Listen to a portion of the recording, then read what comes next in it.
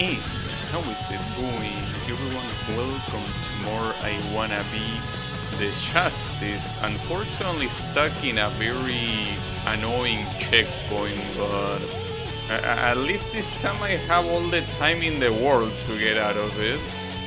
So yeah, don't worry. And judging by the save file, seems like it's the classic fine game with 8 bosses, so maybe we are halfway through the game.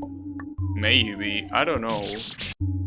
But yeah, this checkpoint is hard, so we might get stuck here for a while, but that's fine. Even if that's the case. Surely... yeah, I'm just struggling with the first 2 diagonals, nice. But yeah, it's that underwater diagonal is so annoying, and you need to do it twice as if once wasn't enough. So yeah, but it's fine.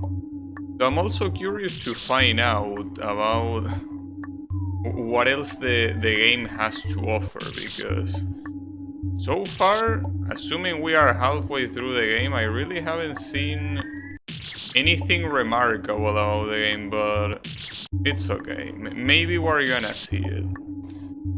But, I mean, if that's the case, it will happen when I can get past this, obviously. Wait, that thing is gonna be hard. If I'm not mistaken... I don't even remember what was the screen before this one. Oh, actually, I think I do. I think that we beat a boss, and then we went back to that creepy house, and then like an angel came down or something, and then we drop here. A little bit weird. I'm not sure where I'm supposed to be. I mean, it would be nice if I could read the story, but I can't. Don't know if this place is supposed to be creepy or not. I don't know what the green things on the tiles are supposed to be. They look like beans. Maybe they are beans. It's a little bit weird to put beans on steel. Yeah. I think it's just supposed to be that this place has overgrown plants or whatever. I mean, they don't really look like plants, but you need to use your imagination a little bit.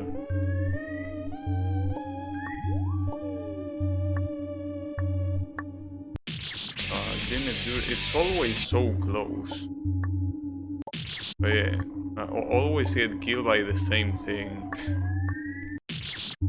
Just an insane jump. I will assume that the easy version that this game has exists specifically to get rid of these dog shit obstacles. Like that underwater diagonal being that hard, it's probably not even intentional. Okay. Well, is there another trap though? I first need to survive this. Okay, nice, team. Finally got through that checkpoint. But yeah, like, I think that section is not supposed to be that hard. It's just that maybe the creator is just very good at underwater diagonals. It could be. I know I'm not. But it seems that... well, now that I saw the save file, and it seems that we are indeed halfway through the game, at least probably in terms of like amount of screens, right? Not in terms of time particularly, but yeah, like I will assume that this is probably where the game is gonna start getting hard. Well, I mean, that previous screen already was quite hard, so I think that we are on the hard zone. Yeah, we need to take it easy. Well, take it easy, I mean. We need to try hard, but... try hard only the necessary amount. Oh, this is one of those checkpoints that you are encouraged to reset. It makes it 100 times easier. But still slightly challenging.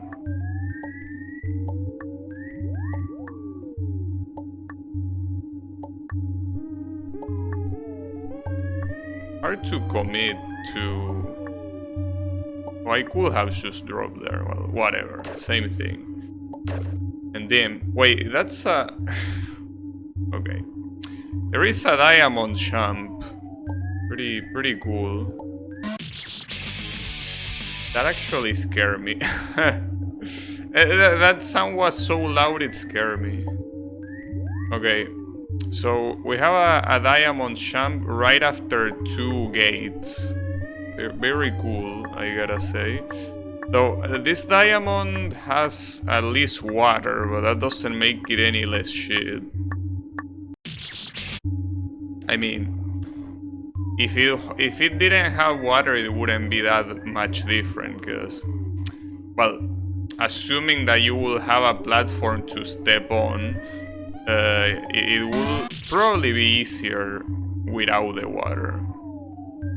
I think that of these jumps, I mean, it's a matter of getting used to it, but I think the only jump of this type that is easier with water is a plain jump, and that depends on how the water is arranged. That's gonna be such a pain in the ass. It might be possible to go through that with a single jump, but I don't think so. Like, I think the game wants you to do, you know. Well, that was weird. The game wants you to do 2 jumps, and the worst part is that the checkpoint doesn't end there. And the place on the left side of the screen is probably full of traps. That doesn't seem very cool. I'm gonna take a very long time to get past this diamond. And to think that there are people that do double diamond jumps like it's nothing.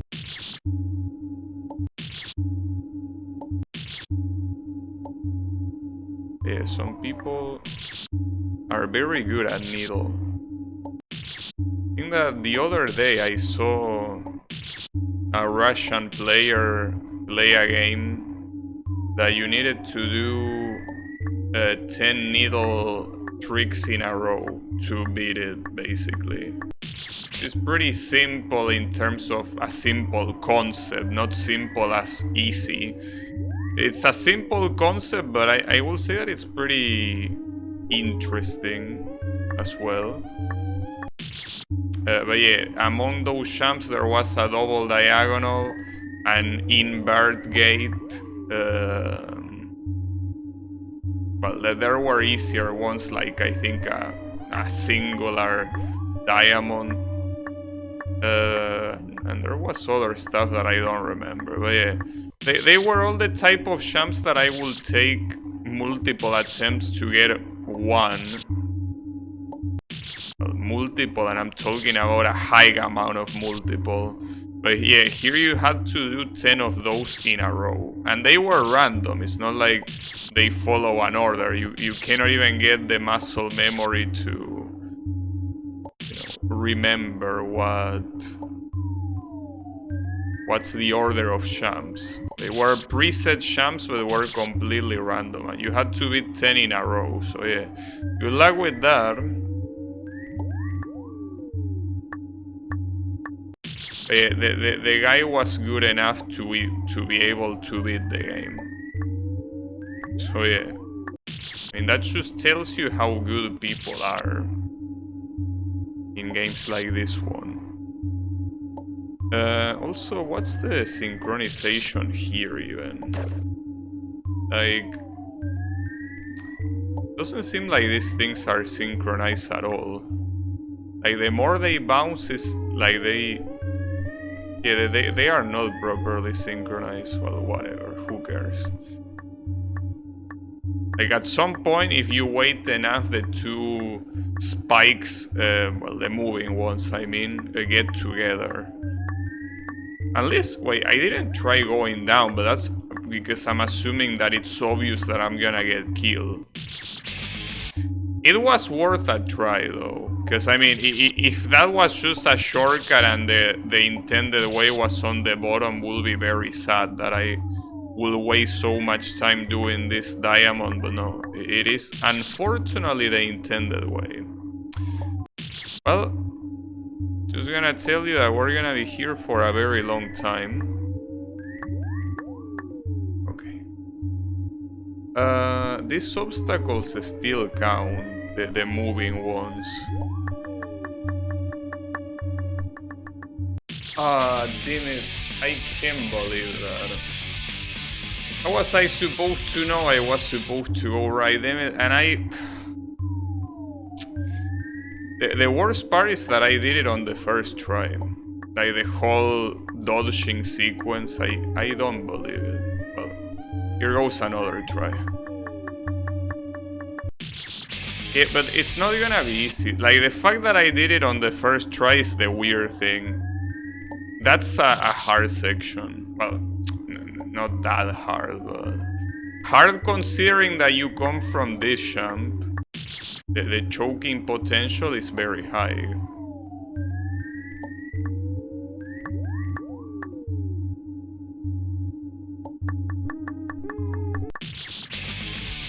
Yeah, and it's an issue because you constantly need to jump to go up, but you need to also synchronize your left and right movements with that. That's a lot harder than it seems. Ooh, nice. Alright, well, it didn't take as long as I thought. But yeah, with that diamond jump on the bottom, you have to do like the lowest height possible for those jumps, which means barely touching the jump button. Like you have to be so soft on the pressing. All right, you want me to go up, right? And then down.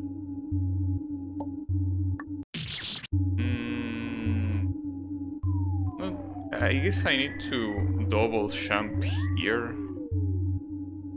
Like doing single jump. I mean, if I double jump here, there is no way I have the angle to land here. So I need to single jump here. Well, aside from getting a single jump there,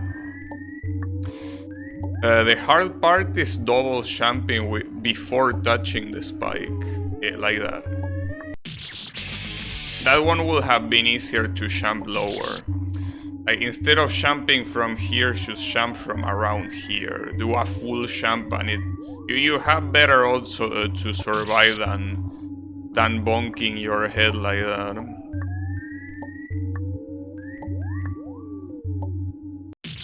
Damn it.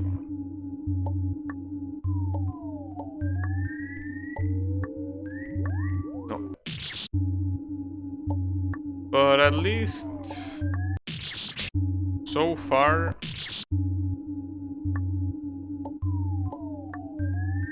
it seems that I have still to see a checkpoint that makes me go, I can do this, right? At least for now, we got some stuff, some progress. I wonder what's gonna be the first checkpoint that is gonna make me think there is no hope. It could come at any time. What's the point of those diagonals? Is there a trap or something? There is a trap, yes, but that trap, yeah, I guess those diagonals are decoration. There's really not much reason for them to be there.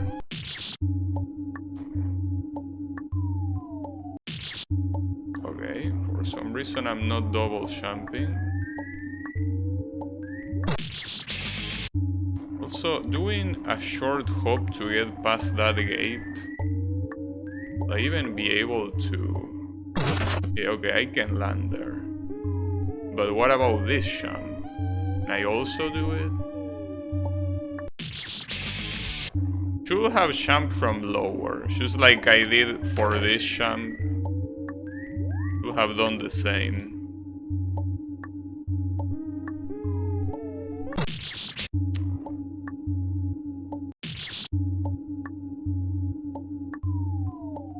Now, since this game doesn't feature full screen, a little bit weird to see the time and the death counter on the window edge. I'm not used to that. I know a lot of people play fun games on window mode, but I usually don't. But here I don't have a choice. But yeah. Wait, what the hell is this jump?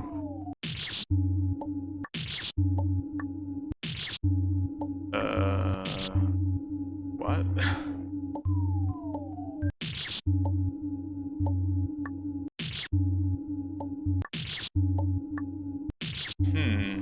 Well, that's... okay. So it seems that this jump is just extremely hard to do. Like, it's super precise. I wouldn't be surprised if it was a line specific or something. Probably not, but... it looks extremely precise. If it's pixel perfect, but it certainly looks that way. At least it's the first jump of the checkpoint, so...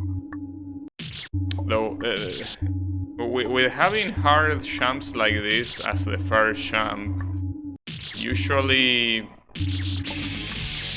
oh, nice bug. Usually it makes you feel more scared of the rest of the checkpoint. Because once you are finally able to get past it, you don't want to die. This is an extremely challenging jump. This is one of those games. If you're right next to the save, but like the bullet is not properly hitting the middle of the save, it doesn't count. Well, it doesn't have to be the middle, but I mean that it has to...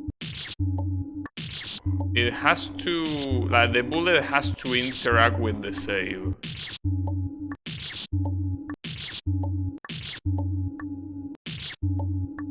It doesn't seem like it matters too much if I do a full jump or a short hop. They both end in death. It's pretty cool. I don't know if jumping from here will make it easier.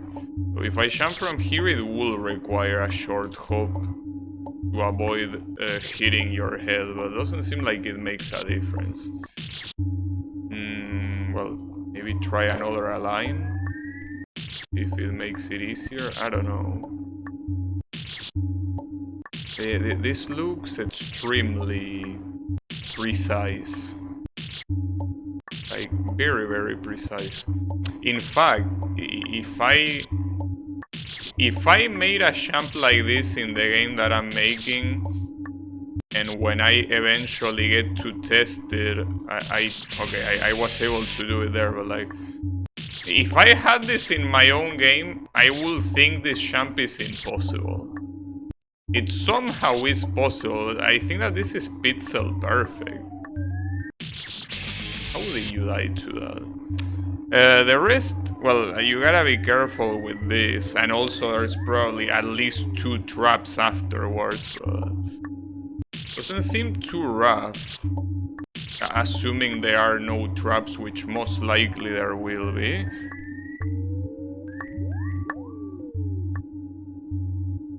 Or maybe not, okay. Well, see, that's a well-made checkpoint, because you have a very, very hard jump, but that's basically like the only truly hard thing about the checkpoint. And the rest is there for as a choke check, which is pretty cool. But yeah. Since the water is grey, I'm always expecting it to not give you infinite shops while inside is because of I Wanna Be the Catharsis, which had grey water like that. Oh really? I didn't know that, but yeah, how is it going, Wasabi? And how is it going, Caffeines? Thanks. I will try my best, but yeah, this game is starting to show its fangs. And the fangs are not very friendly. But it's fine. Even if that's the case. Need to go slowly. I could drop left. Do I want that? I mean, I will make it faster, but is that really more effective? Never played this, but I heard it's rough. Well, I seen that difficulty-wise it seems to be a little bit higher than what I usually am able to do. So for starters it might seem like a bad idea, but you know,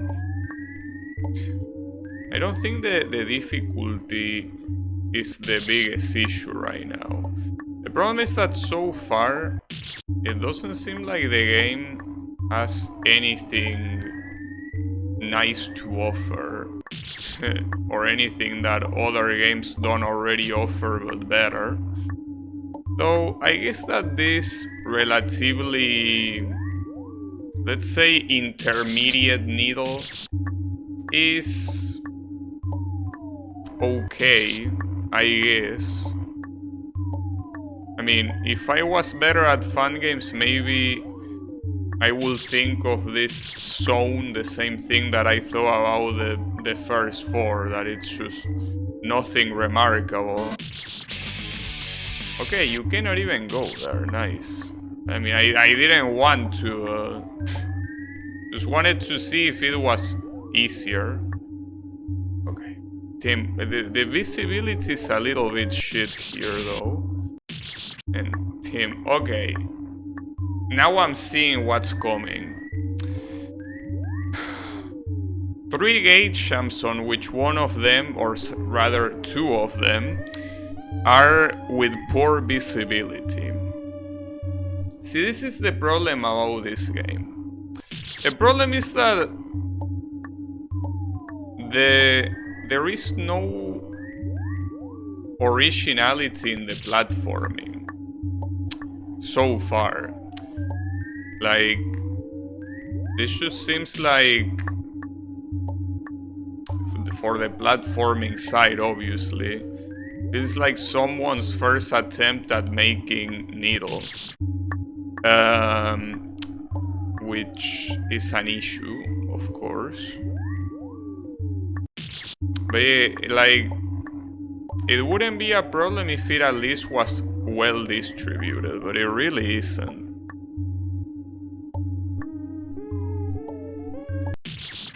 Of course. Well, not like having reduced visibility does much for those gate jumps. They are still as hard as they normally are.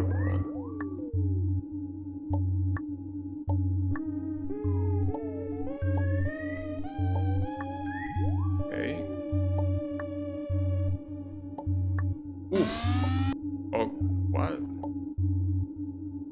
Oh, well, this is a hard jump though. Yeah, this is an ugly jump. It's like a very, very tight F jump. Damn it. Well, that's a problem. I mean, it's an F jump where failing kills you. That's the problem. Right? No, like, I could think of landing here, but Not really. You're most likely just gonna get killed by the spike above. It's fine.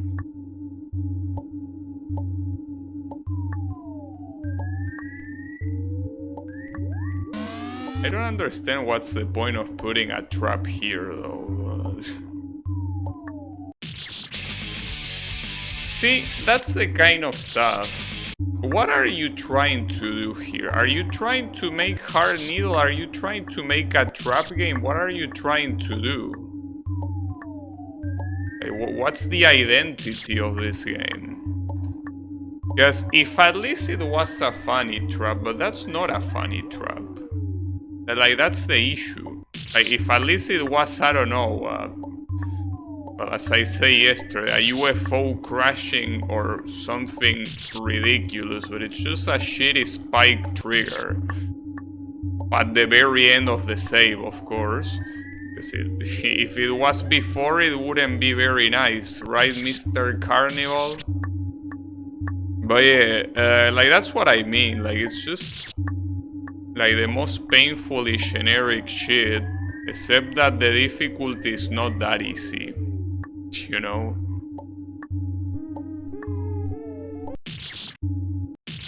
The creator likes to do these things. I mean, doing a trap fun game is not the issue. I mean, after all, I played I Wanna Heaven Trap 1 and 2, which, as you will guess, they are trap fun games. And I like them, but I like them precisely because they are trap fun games from the very beginning. And the traps are always about that, about like trolling the player, but trolling him in a way that, you know, it makes sense. Like, it's not something that is at the end of a section that is hard, like it happens here, you know?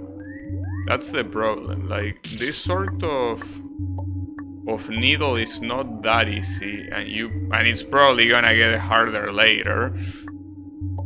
So that's the issue. Having those sort of traps in a game like this is never a good idea.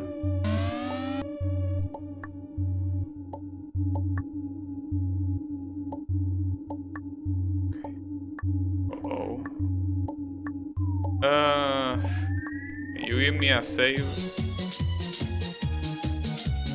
Alright. Some dialogue there, and then apparently we are back here. Okay. Well, pretty cool. Shishi. Thanks, but it's gonna get worse. Don't worry about it. But yeah, and there is also this other stuff. Like, so far, 80% of the game is in default guide tiles. Like, not even I Wanna Be the Guy had this much shit like this, for what I remember. I Wanna Be the Guy had more tile variety than this. That's something that is pretty sad in itself. But yeah. So, do I have to go up here? Yeah, okay.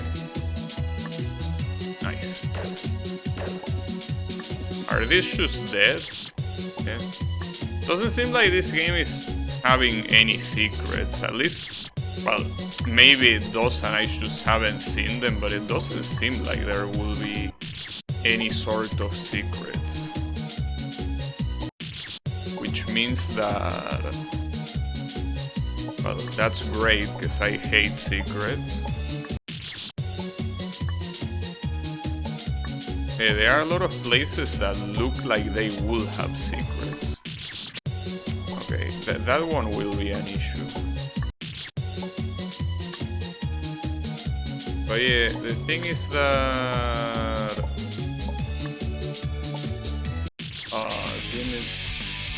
2 gauge jumps later, by the way. This game doesn't have secrets unlike Heaven Trap 2. I didn't even remember Heaven Trap 2 had secrets. I don't even remember if I picked any secret there at all. So, yeah, it's been a very long time.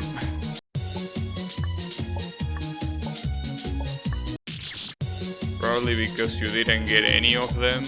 Oh. Yeah, maybe that's the reason why. They are really hard to find if I recall correctly. Well, but the good thing about those games is that just like the original I Wanna Be the Guy, the secrets are completely worthless. Which is how it should be.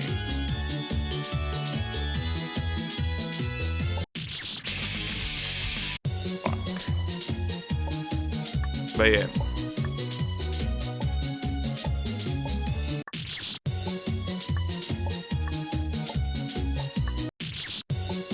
Now, I think the biggest issue is that even if there are 8 bosses in total, it seems like there will be multiple zones to get to those bosses, so very hard to calculate how long the game could be.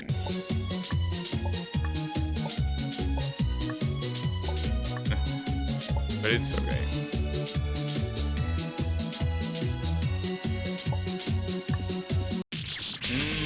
I need to time that better. I needed to jump slightly earlier, but then that's gonna be such a pain in the ass to time. Not to mention this whole screen is a pain in the ass. It is one of those screens that... yeah. One of those screens. Oh, and now I did it too early, really? So yeah, the timing there is not a joke, it's actually hard to time it properly. Well, I guess it is what it is. That one freeze because it wanted to make it more dramatic. Hey, that's okay. Well, the good thing is that I think I remember yesterday mentioning that I got stuck in a screen in the game that I'm making, and by got stuck I mean that I that I don't know what to, like, I didn't know what to put, but today I finally finished it. Promise that, yeah, like I still plan on putting a lot more screens, so getting stuck in a single screen is an issue. But yeah, at least it's finally gone. I mean done, not gone. And the next one seems like it's going a lot more fluid, so I don't need to worry as much. But yeah. And I'm close to getting out of the current section I'm doing. I was saying it on my Discord the other day, but one cool thing about making fun games is that when you make the fun game, you can think of it like you're beating it, in the sense that every time you finish a screen, you finish designing a screen, it's like you were able to beat that screen, right? So it's like you get the thrill to progress just like you were playing. That is if you do the screens in order, which I'm doing, and I will assume most makers also do. But yeah, the thing is that you get the thrill of wanting to know what's gonna happen later. Except that only depends on you and no one else, you know. It might be a little bit hard to explain, but it's a very nice feeling.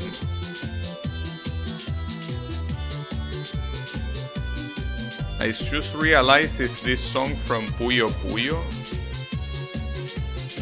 I don't recognize it. It might be, but I personally don't recognize it. Fuck, that was the worst possible timing to jump. Problem is that timing that jump is almost impossible.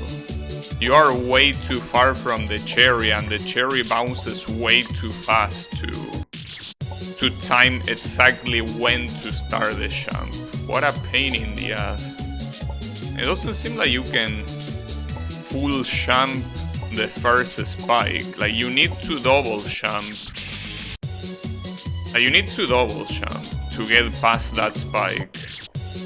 Which means that you cannot even double jump next to the cherry to, you know, to just jump. Well, that's annoying. It's okay though. But yeah, I don't know what Puyo Puyo game this song is from, if it is from Puyo Puyo. Clearly not from the first one, that's for sure. But yeah, I wouldn't know which one. Well, not the first one or the second one. If it's from any Puyo Puyo game, it's either 3 or 4. Well, sorry, I meant to say that it's either from 3 or 4 onwards. See, this type of instruments were not the kind of instruments that you could just use in the platforms that the first 2 are available. They didn't sound like this. I can guarantee you that. So yeah, I don't know how I'm gonna time this. That worked, but it's not like I time it, I choose YOLO. Oh, this looks lovely. A cherry gate. Who doesn't love this?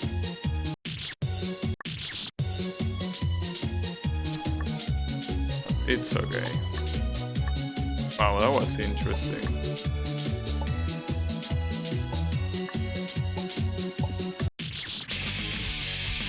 Okay, I can at least say that that checkpoint wasn't that hard, so as shit as that final trap is, at least it's not as offensive as the ones on the previous zone. But like, come on dude, at least make something more original. Not something that painfully generic, you know?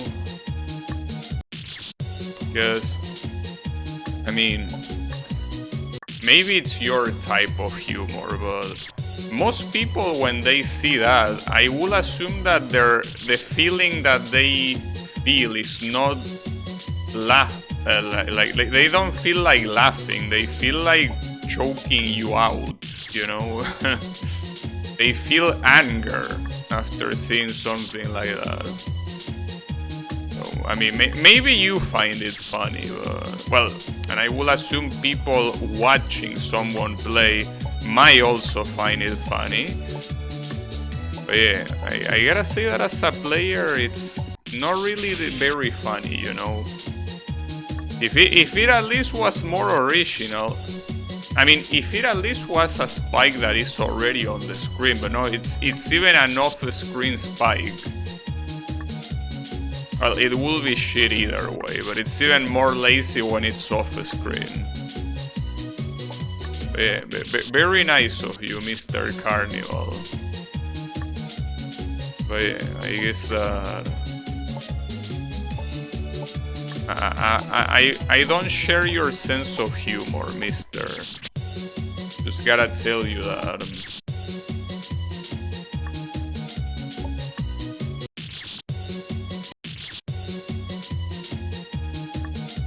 Well, at least the good thing... Well, I was gonna say the good thing is that the music is different in each zone.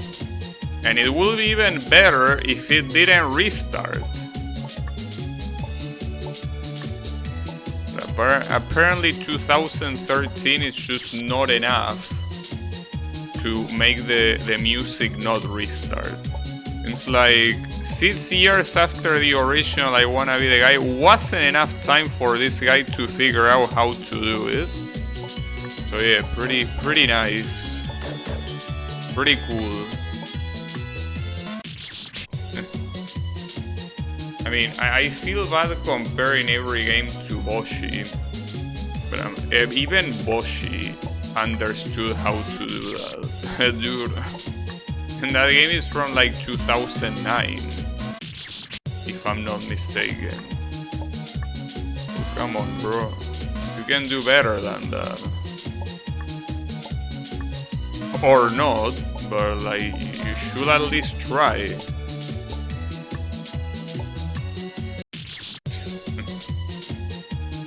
Yeah. I feel like the more time that passes, the more I can say very confidently that to me Boshi is still the best fan game. Like the more time that passes and the more fun games I play, I get more and more convinced. I just, you know, though obviously here I can think of at least 20 fan games that are better than this one, including the creator's own fan games, which is pretty funny. But yeah, it's okay. But yeah, like, it seems that at this point this thing is not really gonna change. It seems like the idea of the fan game is to be the way it currently is. Doesn't seem like it's gonna get much better. So yeah, I guess I will start to shut shit even more harshly, because it deserves it. But yeah, it is what it is.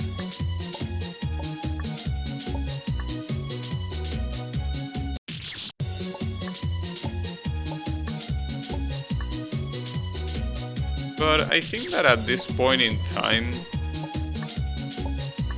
I think that there aren't really that many super classics that I haven't played, except for I Wanna Kill the Guy. That's one game that I still haven't played, and I should.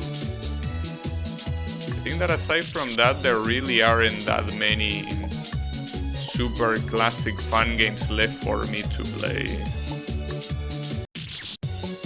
Because this one definitely wouldn't, I will never qualify it as such.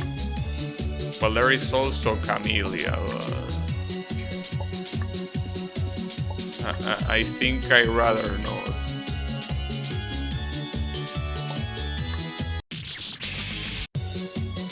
Wait, you need to... I guess it wants me to jump at the other side. That's annoying, but it's okay.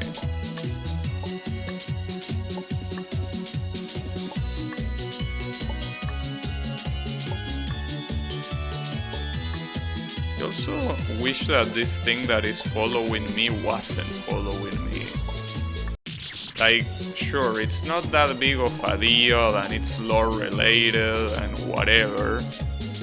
I know that it will have the exact same effect not being there, you know?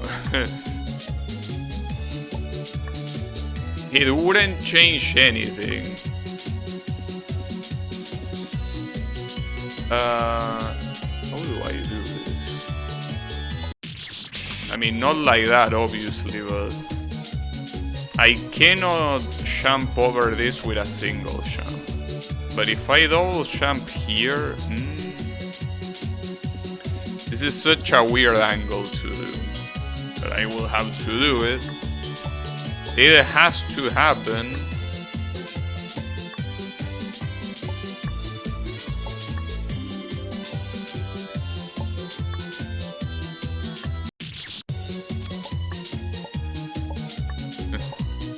So if it is true that this song is from Puyo Puyo,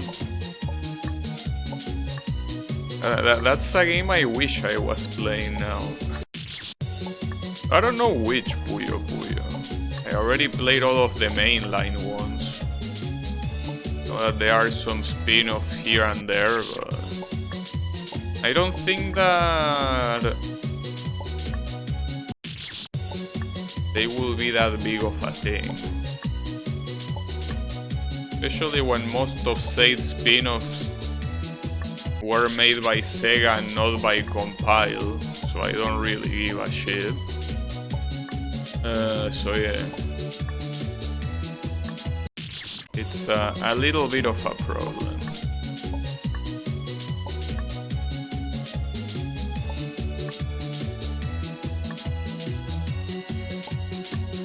Nice. But then again, when it comes to puzzle games, the ongoing series that I'm playing is Puzzle Bubble. In fact, I should play the 4th one after this game is done. It will be a good idea.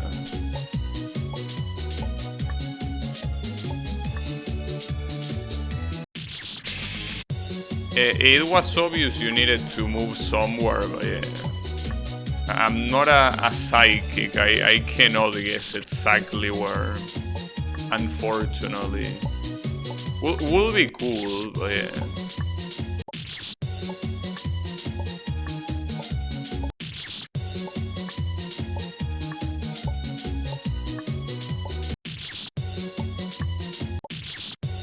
Well, theoretically I saw that part of this checkpoint before when I was down here. But yeah, if you think I'm gonna remember that,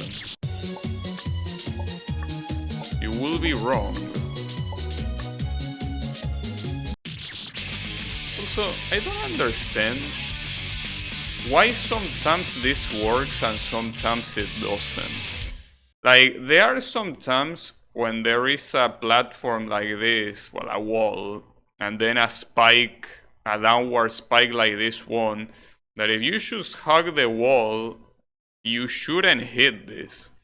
But it's not working here, so I don't understand why sometimes it works and sometimes it doesn't.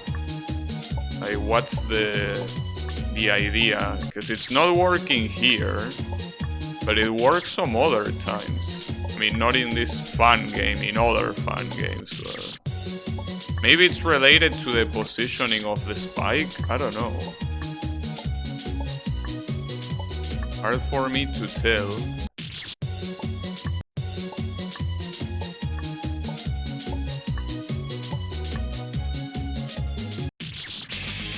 Right now it's not working, so I need to calculate better.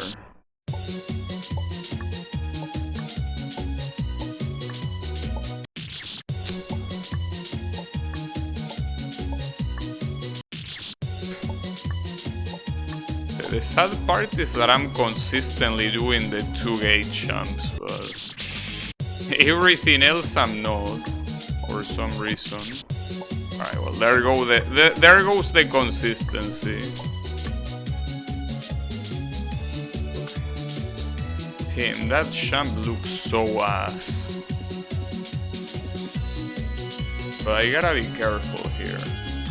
I'm not supposed to go down, I'm supposed to go up there. Like that, exactly. And this is a trap too, for sure. Or actually not. Damn, I was fully expecting it to be a disappearing block. So I'm not sure if I'm forced to go up from the left side or not. I have no clue.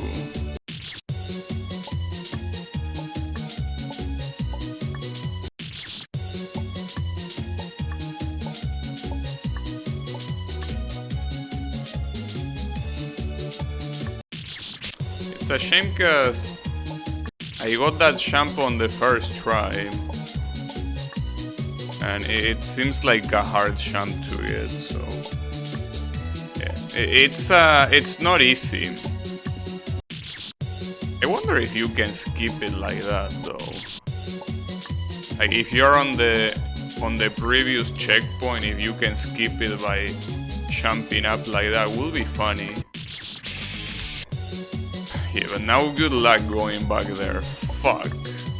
That's what I get for assuming it was a fake block. Though I also tried jumping from there and it didn't work. I hit my head, unfortunately. So yeah. Not like an attempt wasn't made, it's just that it was a failed attempt. Alright. I can't believe that. I mean, I believe that it should be possible to jump from the right side. Maybe? I mean, theoretically it's possible, but it seems risky. Though, I think it's risky from either side. From the left side you can hit your head on the platform and fall. And from the right side, the cherries don't give you too much time to do it. So I think it's harder regardless of what you do. I mean, harder, it's hard, regardless of what you do. I did it on the right side. Okay. How many gate jumps are there in total in this whole fucking section, dude?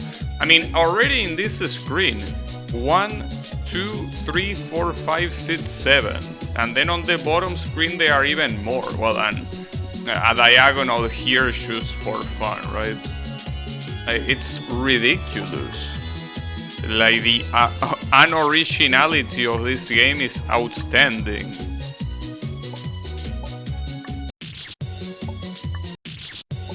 It's okay. At this point it shouldn't be a surprise. We got more than enough proof to know that it will be that way. Okay, we got dialogue.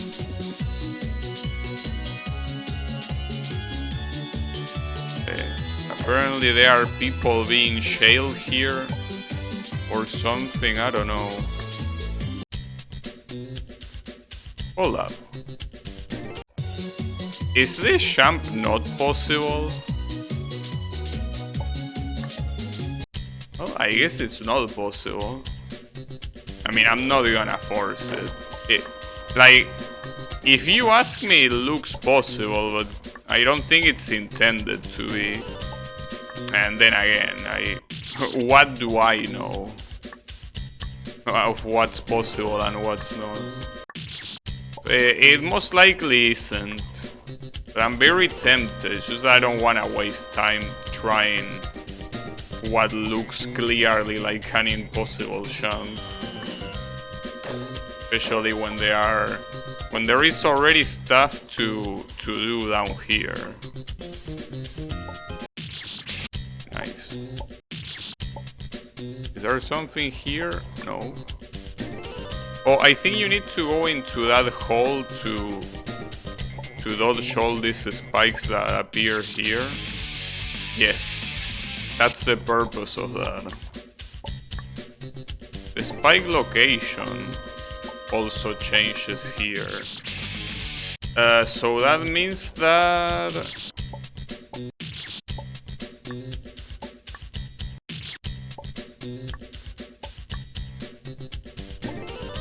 Okay, you do that.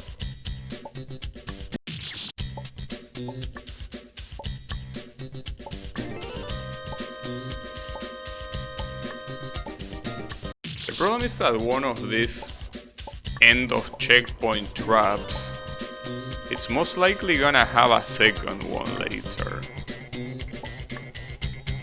Wait, and then what?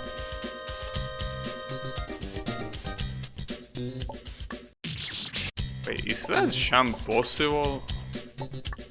Well, the issue is that I cannot practice it. It depends on the position on this initial spike. Yeah, it is possible, but then... that looks quite hard.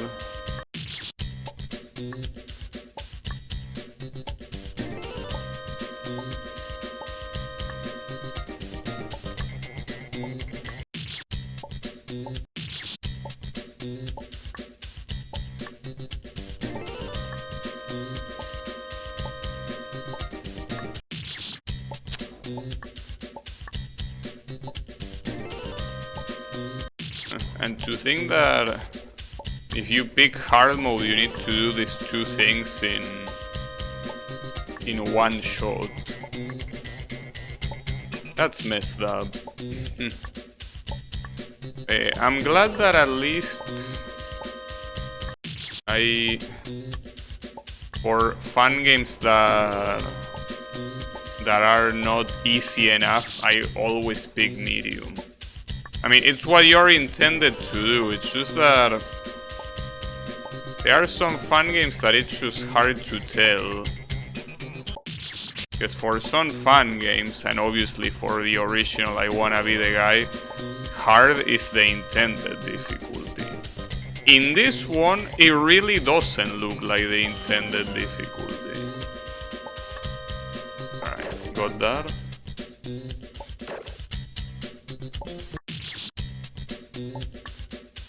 Oh. Now we're being chased.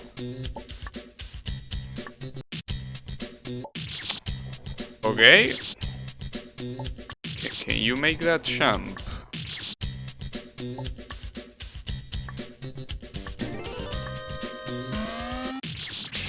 Of course. Well, that made sense. It was bound to have a trap. Like that.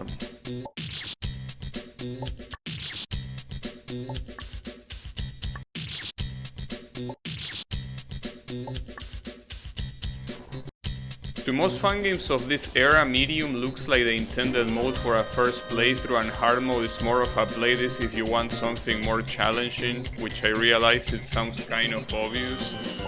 Yeah, but I don't think it's that obvious, cause I mean, it's something that you wouldn't know unless, you know, you talk to the creator or something, cause if we follow the example of the original I Wanna Be the Guy, then it's very clear that you are intended to play it on hard mode. The fact that later the games will make hard something for a challenge, it's something that I don't think it's obvious at all.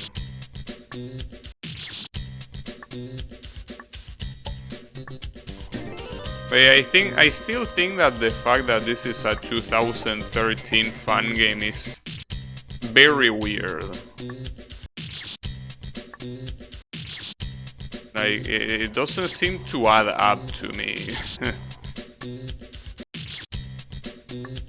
Like, I understand that not every fun game can be a masterpiece or something super good, but yeah, I'm just surprised that a game like this gets so much attention when it would be an amazing fun game if it came out in like 2008 or 2009. 2013? I don't know, bro. Like, it seems that at that point you will want other stuff from fun games and not this.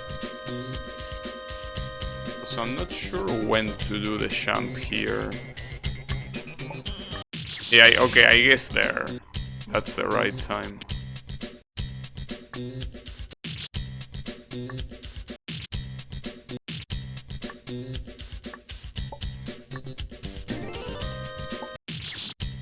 This song also sounds very familiar, but I wouldn't know where it is from. It sounds like it is from Streets of Rage, and it probably is. But yeah, it's very hard to tell.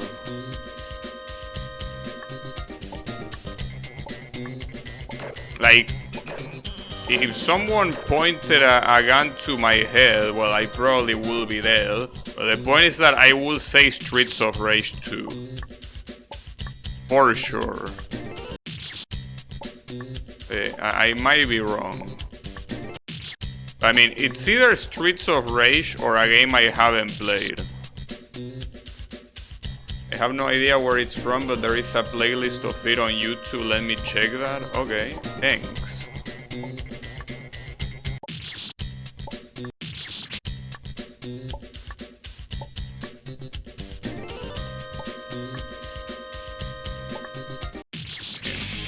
Nice diagonal, by the way.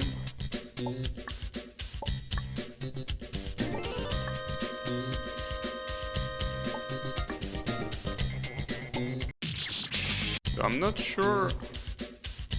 You cannot really walk it off. Or maybe you can, but it seems very tight to walk it off. It's like it's better to wait for the platform to be on top and then you do your stuff. Probably.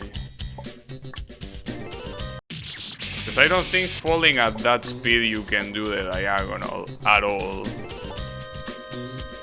Will be surprised if you could.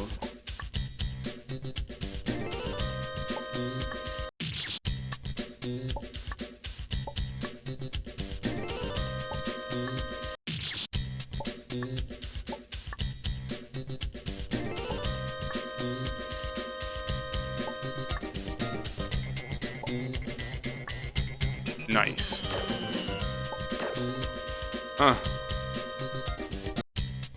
Sometimes I feel like this game might be a parody of fun games. Look at these gate champs that are here for absolutely no reason. Do you think that at this point of the game you should, like, maybe you should get a little bit more creative already, but no. It keeps insisting on gate champs and diagonals. At least I'm glad it's not insisting on corner champs. That will be the cherry on top. No pun intended.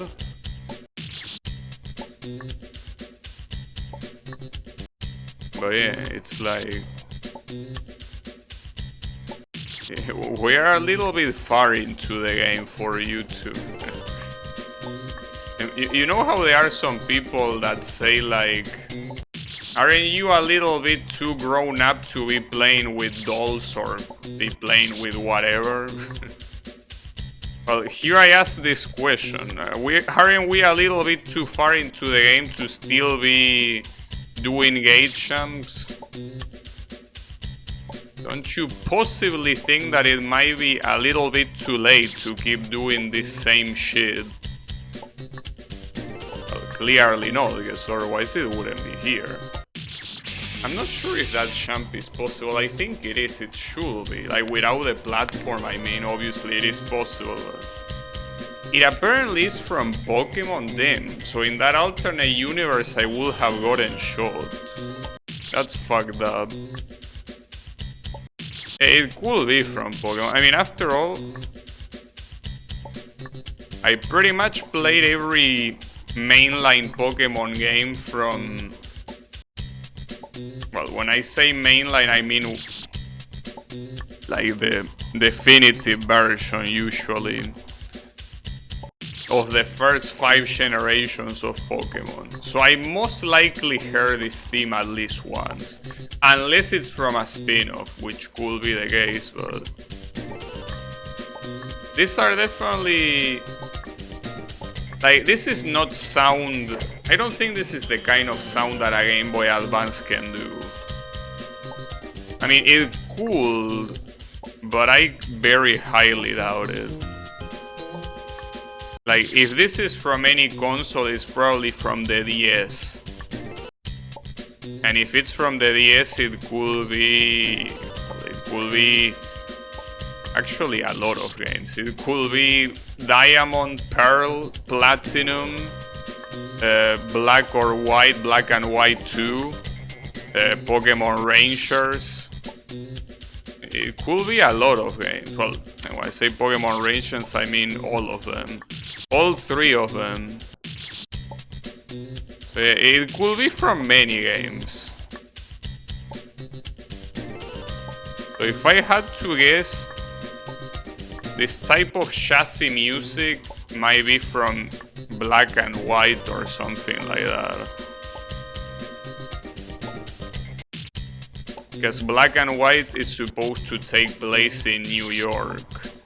Or, well, something similar at least. Something relatively similar to New York. I will assume that this chassis music will will be fitting there.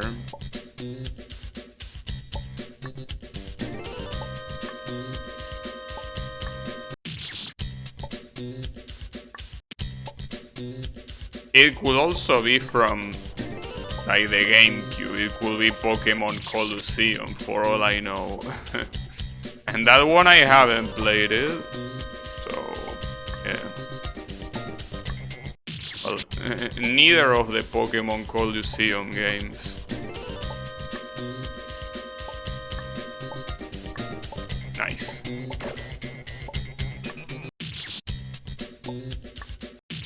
Yeah, that checkpoint on the bottom wasn't really that hard.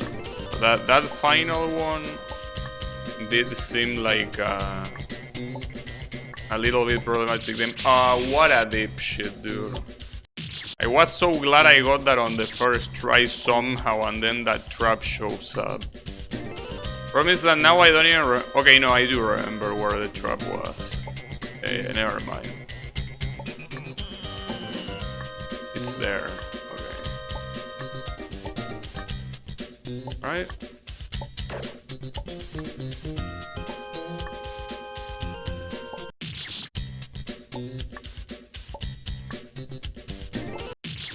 Also, will it really hurt that much to put a background that is not like literally... Oh, nice trap. That is literally a single color?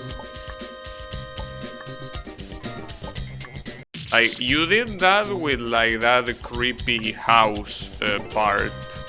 You know that you could have done it for more of that. You could have done more than just one, you know?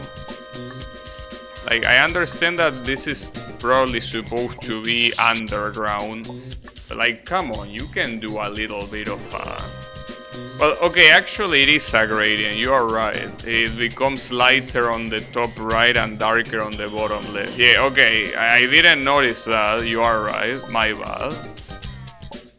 You are correct. But yeah, I like at least a little bit of a texture. You know that I'm using a program for the textures that actually, I'm not sure from what year it is. I could check it, but I'm pretty sure it was already in 2013. Now I'm very curious to check.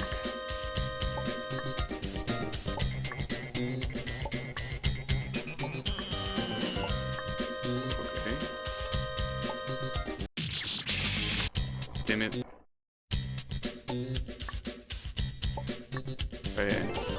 I am personally a Paint Shop Pro enjoyer.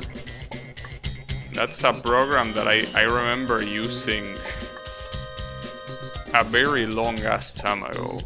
I mean, it's a very old program and it's obviously outclassed by Photoshop in every way possible. But yeah, what I'm trying to say is that if you wanted to, you could make better textures. Well, better.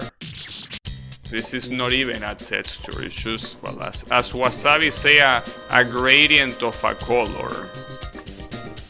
Not to mention, you could have made a better looking tile set as well. And I mean, you don't even need to be a graphic designer for that. I mean, I'm not a graphic designer, and I'm not an expert at using that tool.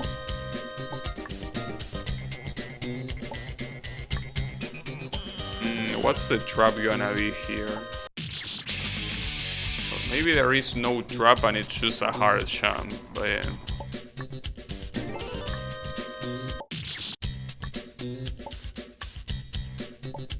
Actually, I want to Google it. I will Google it after this. I want to see from what year it is.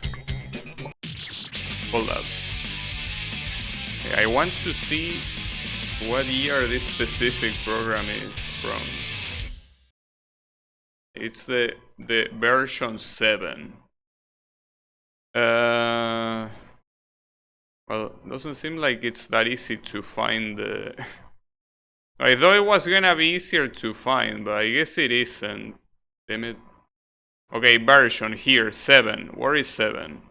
Here. It's from the year 2000, dude. From the year 2000. If I can use a tool from the year 2000 in the year 2024, you certainly can do the same in the year 2013, Mr. Carnival. I'm just saying. And again, you don't need to have any knowledge. You can just use it. Well, not to mention you could probably do an even better job at just doing regular paint. Just using Microsoft Paint will probably, you know, will be a better idea than this shit. So I do admit that regular Paint lacks the tools to make such a thing simple enough, you know. Oh, we got a button. Wait, hold up. Before pressing that button, I want to see what's in here. Okay, it doesn't let me go here. Well, like a dialogue appears and doesn't let me pass. Now a dialogue appears, well, many dialogues, okay. And then apparently now I can pass. Okay, so that opens that up. Wait, is this jump even possible? Is that possible? Well, it has to be. Okay, I wanna see if saving here makes me not need to push that button every single time. Is this jump possible? Well, at least the button is pressed, but this jump doesn't look possible. And going down... Oh, of course. I was supposed to know that. Yeah, okay, very nice of you, game. Very cool. Alright. This is Touhou, by the way. I can immediately tell this is a Touhou remix. This is Hong Mei Ling's theme. I can immediately tell. From Touhou Sits, the embodiment of Scarlet Devil. Didn't even need more than 1 second. This isn't the first time that Carnival used Touhou chiptune either. I think I Wanna Be the Picture also had it. It could be, yeah. But yeah, it's... like these random notes at the beginning are so iconic. Well, Sun is very good at doing iconic melodies. I mean, that's the reason why Touhou is so popular in the first place.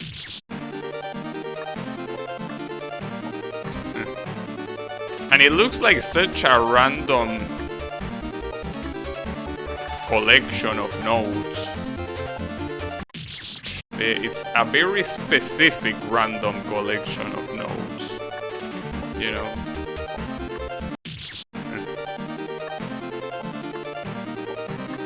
Well, the problem is that this is also a song that takes a while to start the main melody, so having the music restart is kind of an insult to this song. It's hard to believe that the music is the main reason for Touhou's popularity. Well, I mean...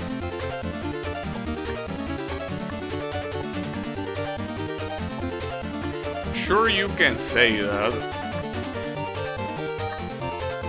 But the music definitely helped. You know? Here is the remix, thanks. But yeah, I think that, well, I mean, it's the sort of thing that it's impossible to know, because we will need to be in some alternate universe where Touhou doesn't have memorable music, but I mean, it's not like it's the first game that had a lot of cute girls in the game, you know? I mean,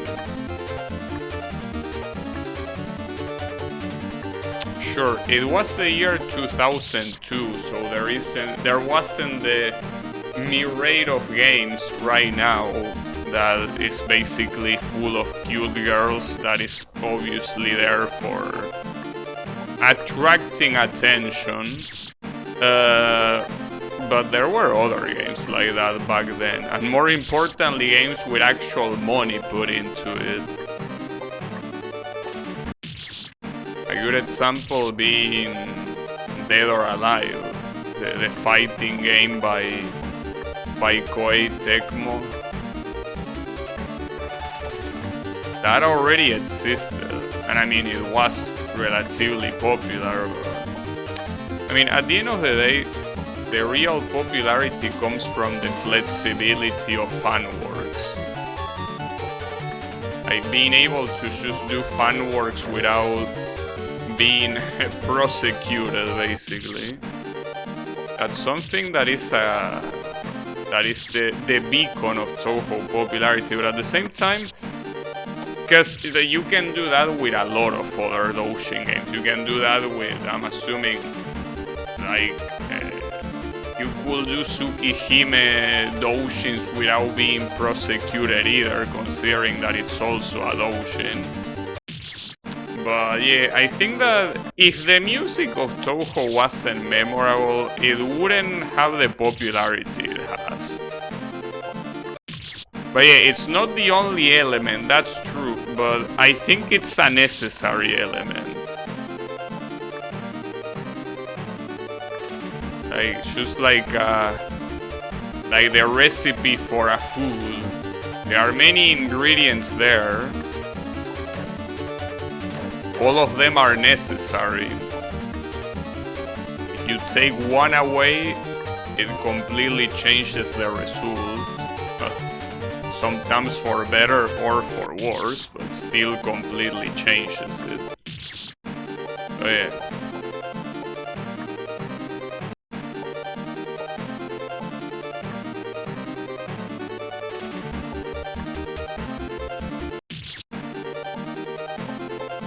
Well, in fact, I'm not really sure. I was mentioning Dead or Alive. If that was one of like the first big budget games to clearly go full into that sort of fan service. Because I mean, obviously you have a lot of Doujin games like that, but when we're talking about big budget, I feel like that might be the first one. I'm trying to think of other examples, but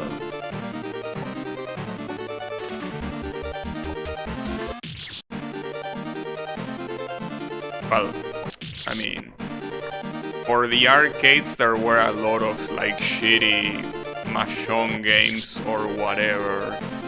Well, or games like Gal Panic, for example, that are like that, but I don't think they have the insane amount of budget that Dead or Alive has. Because at some point Dead or Alive was one of the best looking games in the world. Like, it was kinda like the typical example of Daytona USA. Or actually we can go even further. Like Outrun, like the original Outrun. It's hard to think of it right now, but back then that was possibly the best looking game in the world when it came out. You know? So knowing that, I think that Dead or Alive, I don't know if the first one or the second one, I think the second one probably was the best looking game when it came out, most likely. So yeah, I mean that type of budget. Like the type of budget that is industry defining, you know.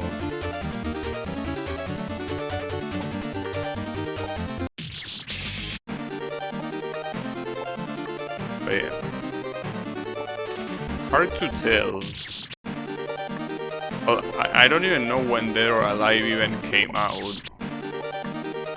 Like, the first one, I'm pretty sure it came out in the 90s. The second one, probably not. But yeah. But at the time, they were also competing with Soul Calibur. Soul Calibur, that was Namco's battle horse. But at some point, I'm pretty sure that Soul Calibur got even more popular than Tekken. Tekken was also one of the big games that Namco had. But compared to Soul Calibur back then, I think Namco had, well, it had Soul Calibur as the main one. Nowadays, though, Soul Calibur is absolutely dead. But yeah. I don't know what will be Namco's main game nowadays. Because I mean, when I say Namco, I don't mean Namco as a publisher. Because obviously you have Elden Ring, published by Bandai Namco. I mean, games made by Namco in-house. You have Tekken 8, but I don't know if there is a stronger game made by Namco nowadays. Like, stronger than Tekken 8. I don't know. I don't even know what other games Namco does in-house, if any. I mean, there's probably more, but hard to tell.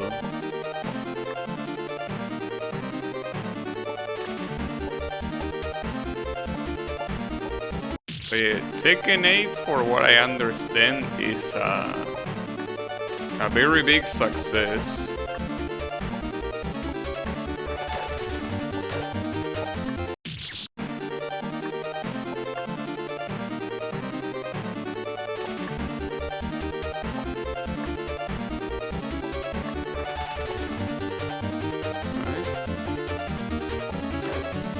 I like when checkpoints are easy. It's a very nice feeling.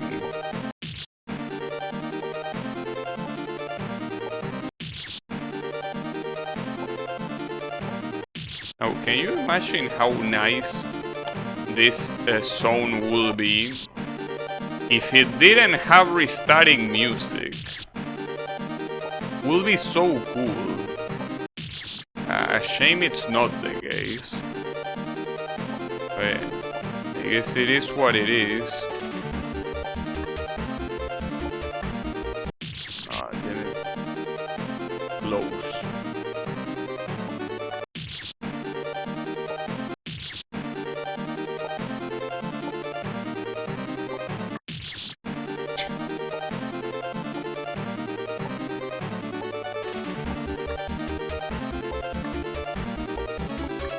No trap at the end, unbelievable. Something that I would also like to point out is that we still haven't seen the 5th boss. So this really has the potential to be very long indeed.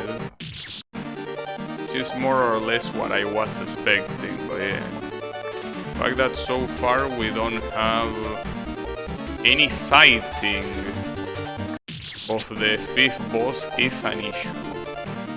Because at this rate we're gonna complete one boss per stream. Or maybe worse, like 2 streams per boss, something like that. I mean, I knew that this would take a long time to beat, so I'm not surprised. But yeah.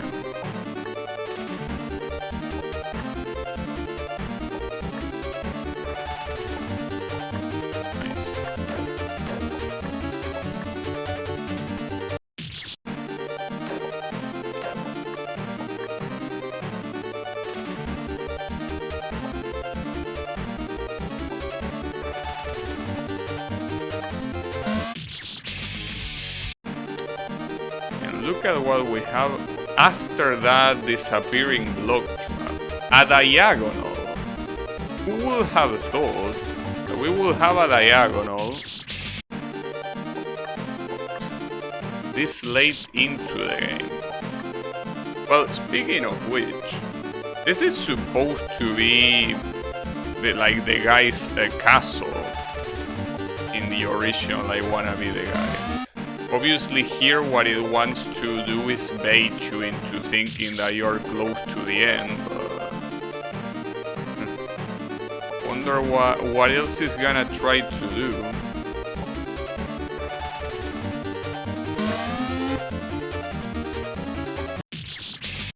God damn it.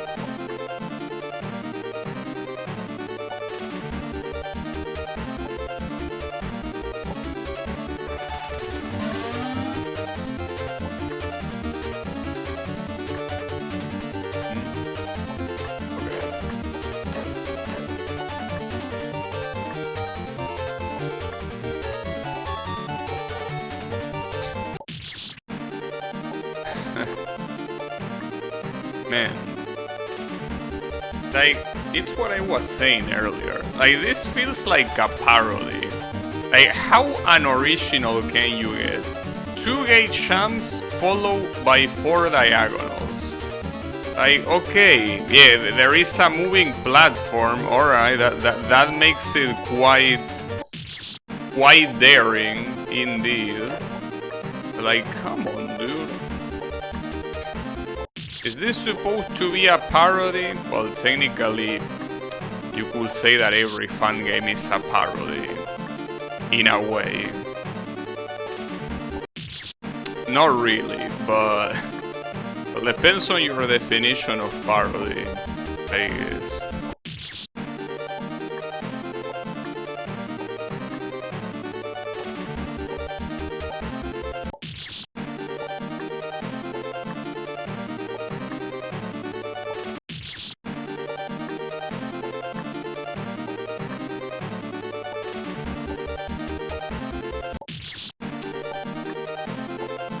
Yeah, doing those 4 diagonals is not gonna be easy.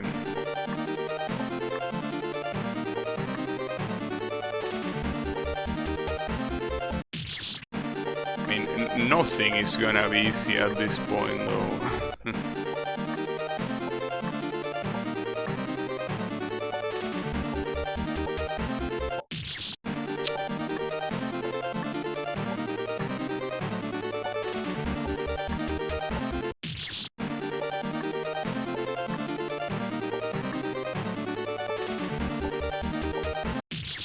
So, I think the interesting thing is that in this whole area, like the area really, dude, you are such a fucking dipshit. No, I was about to say that in all this area, it seems that so far the hardest checkpoint has been the second one in the whole area. The guy that did this game in very hard said that this stage was the hardest part. That's interesting to know, but yeah, the checkpoints can heavily change the... Ooh, that was... You, I hate you. I hate you so much, Carnival. I really hate you. Right now. Maybe once I play one of your good games again, because I already play some of your good games. But if I play another one of your good games, maybe I won't have this feeling. But right now I hate you. I just want you to know that. I just want you to know that my hatred is dedicated to you. But yeah, I was about to say that obviously checkpoints are an integral part of difficulty, so for someone that play on very hard, any part that had non-generous amount of checkpoints is gonna be a pain in the ass, obviously. But yeah, this moving platform part looks very annoying regardless, because it's very hard to calculate your movement when you are already moving. So yeah, I think that will be expected. Because I mean, here's the thing. I don't know what the preview save is in Very Hard, but keep in mind it's most likely not this one. Like the preview save, maybe it's not even this one, maybe it's like 2 screens away, right? So that's the problem. You basically come all this way after all the bullshit from before and you need to one-shot this. So yeah, good luck with that. But yeah. Don't worry, I will never do something like that. So. Like, here's the thing. That's something that obviously you will do with a game you really like. And I think that the only game I will do that with will be Boshi. Like you're gonna rage mode. That's something I want to do. I don't think there are many other or any other fun game that I will... Actually, no, there is one. Actually, there is one, and it's mostly because of curiosity. There is a game called I Wanna Be the Hana Mogeta. That game has more content in a harder difficulty. That's another game I will be willing to play on a harder difficulty. But yeah, definitely not a game like this. Obviously. I have no clue how to dodge that. Because, like, you need to go very fast to be able to bait that, go back, and then somehow land on the platform again. I don't know how to do that. I have no clue. But this is gonna be a pain in the ass. I hate it when makers lock more content behind higher difficulties. Yeah, it is annoying. It is annoying. It shouldn't be a thing, but yeah, it is what it is. Well, Boshi, technically the content that it locks behind other difficulties is unlockable characters. It doesn't really lock any normal content, you know. Well, if you play on easy mode, I think the game mocks you at the end and it tells you that you didn't beat the game. But aside from that,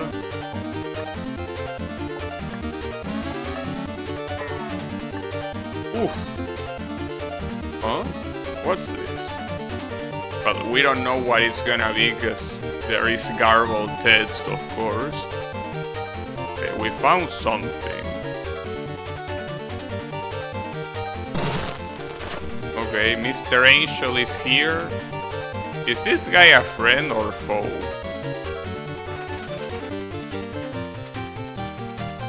Well, considering that he probably took that and ran away with it, I will assume that, yeah, it is an enemy. I mean, that's what I'm guessing for the little cutscene we saw, because obviously I cannot read garbled text.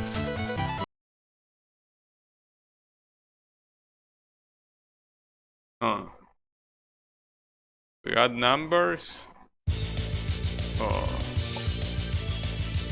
Wait, is this an avoidance or am I No, but I'm supposed to shoot it. Do I even get a checkpoint at the very least or what? So I'm not sure if shooting this thing does anything. I mean, it doesn't seem to be doing anything right now. Okay, it does something.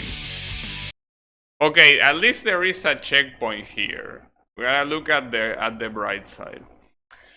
For instance, Eden is another maker known for doing that.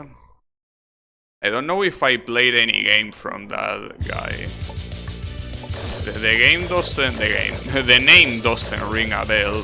Maybe I did, I don't know. Hard to tell. Right, so that blue cherry is not gonna go away, right? It won't. Well, at least you can skip all the dialogue. But you only have 1 minute to beat this, so... Not to mention that it seems to be completely random where the cherries get shot by... I mean, get shot from, I guess.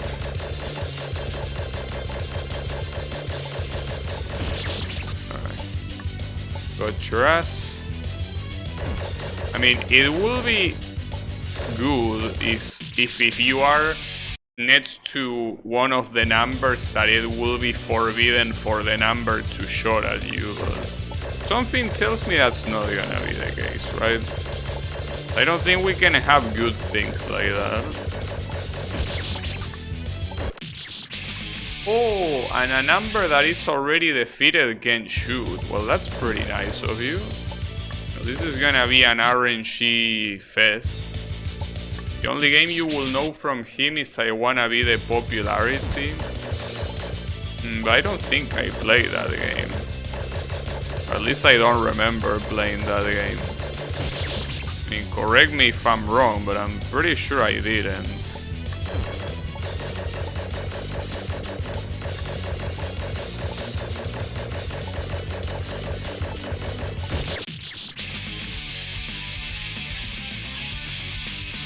You didn't play it, it's just known from medleys? Oh, okay. There is a problem here though. How am I supposed to make this on time? Like, unless I don't need to destroy them all, which I doubt, I don't think I have enough time to do this. Because it's not a matter of spamming, you cannot spam faster. These guys have... well, guys, these things have iframes, so... Not like I could do it any faster than this. I mean, if I can do 3 before the 30-second mark, it is possible. Ah, fuck. Yeah, but some of these are locked behind bars. I can't do much there. Oof.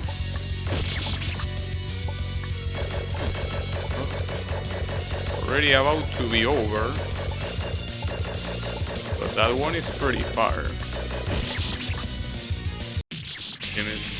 Yeah, but I couldn't have made it in 3 seconds. So I need to have a very specific order, but that seems messed up. I have no idea what the optimal order could possibly be here. Mostly the final boss. Oh, okay. Well, I don't know if I ever fought against that. Probably not. I have no clue.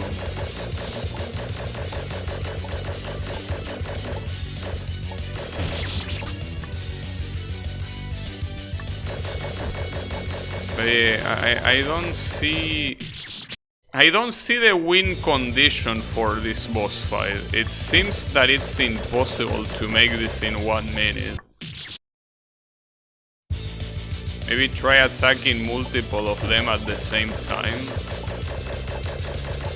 Well, but the issue with doing that is that all the ones that are behind bars are like in alternate places, so I cannot just be in one part and shoot 2 from the same height. I will need to change heights constantly. And I think that at that point it wouldn't be that much different. Or maybe it would, I don't know. So doing that and also dodging the garbage. Now see, for example here... Wait, hold up. How much iframes do they have? Wow, that's a lot of iframes. What the hell? Oh, well, okay.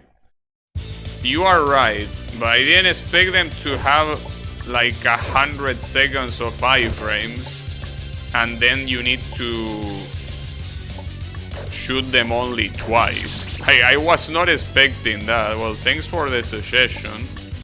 That is indeed the winning condition, but damn, that's a little bit twisted. I never seen a boss with so many iframes in the first place. Though the real problem here, as you will expect, is the shitty ass RNG. If the first one that starts shooting is one that is in your way, then there's not much you can do. So I guess before you go anywhere, you want to wait until they shoot. And then, well, though here, I waited and it wasn't the right choice. Yeah, pretty nice. Very cool.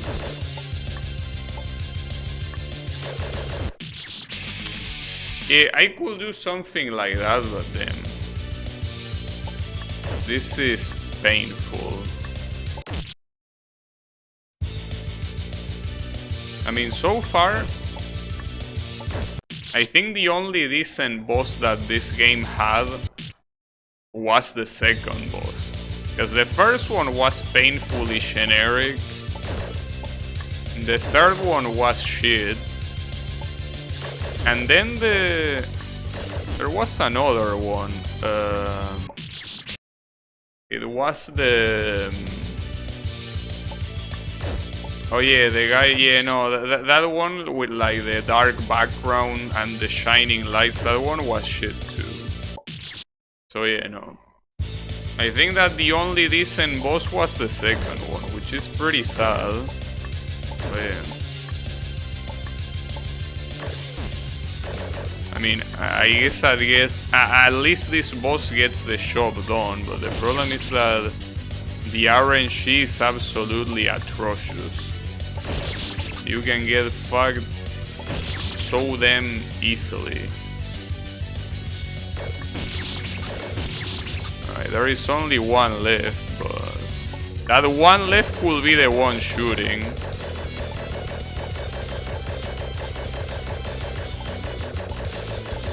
On. Alright.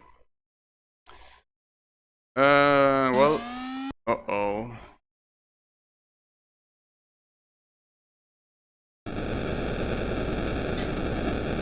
Seems that we won at least. And where are we going? And back on the guy tile set. You know, I have a feeling that you're using the story as an excuse to recycle the same fucking tile set over and over again. Yeah, pretty nice when you have the story to justify the recycling. Very cool.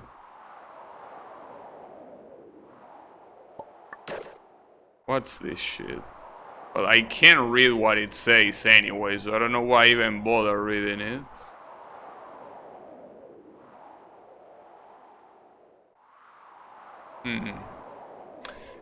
Recycling is efficient. It is. Hey, how is it going, Yannick? Wait, what? Unless I can... No, I don't think I can do the classic save thingy with that. Well, unfortunately, I cannot read what it says there. It's probably telling me where to go or what to do, but... Unfortunately, I cannot read it, mister. Maybe up here? Is this jump even possible? Doesn't look very possible. I mean, going to the right doesn't seem possible, but going up there also doesn't seem possible, so...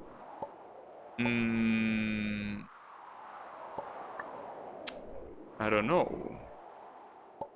There doesn't seem to be that many places I can go here.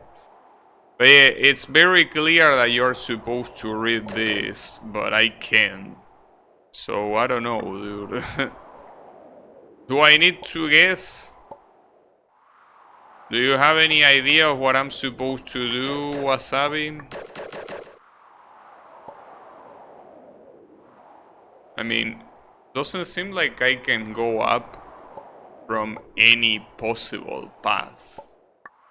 And going right also seems impossible.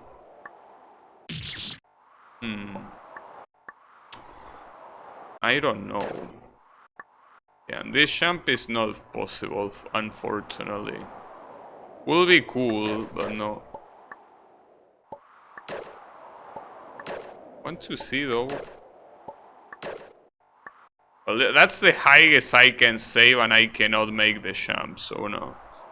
That's not the strat. Well, the issue is if the game introduces a new button. If it introduces a new button that I'm supposed to press, I will be a little bit fucked right now. Wait, hold up. I just noticed that I have the light next to me. Go all the way back to the left. Okay. I'm all the way back to the left.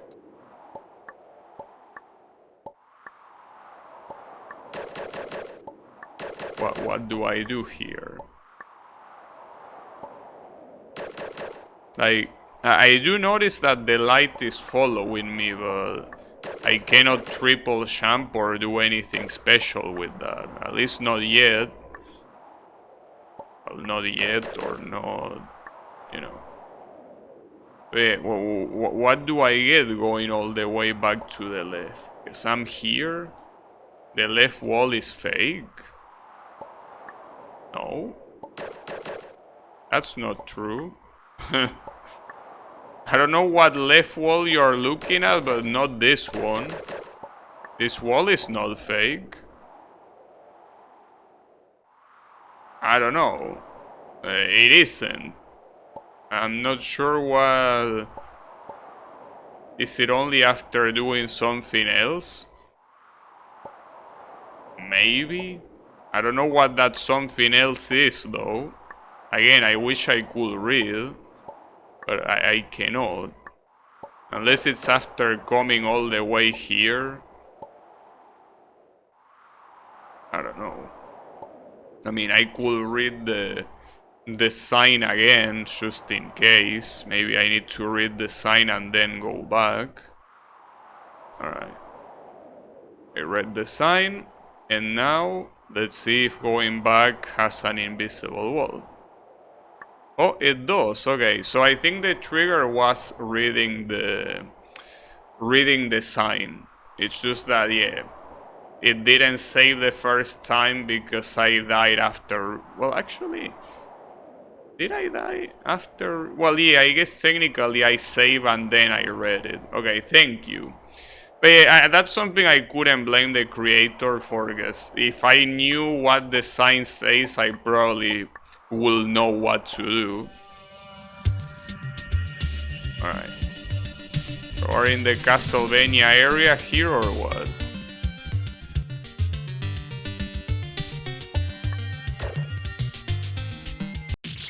Oh. Unfortunately, we still have gradient backgrounds, because it just feels like having them. It can't be any other way.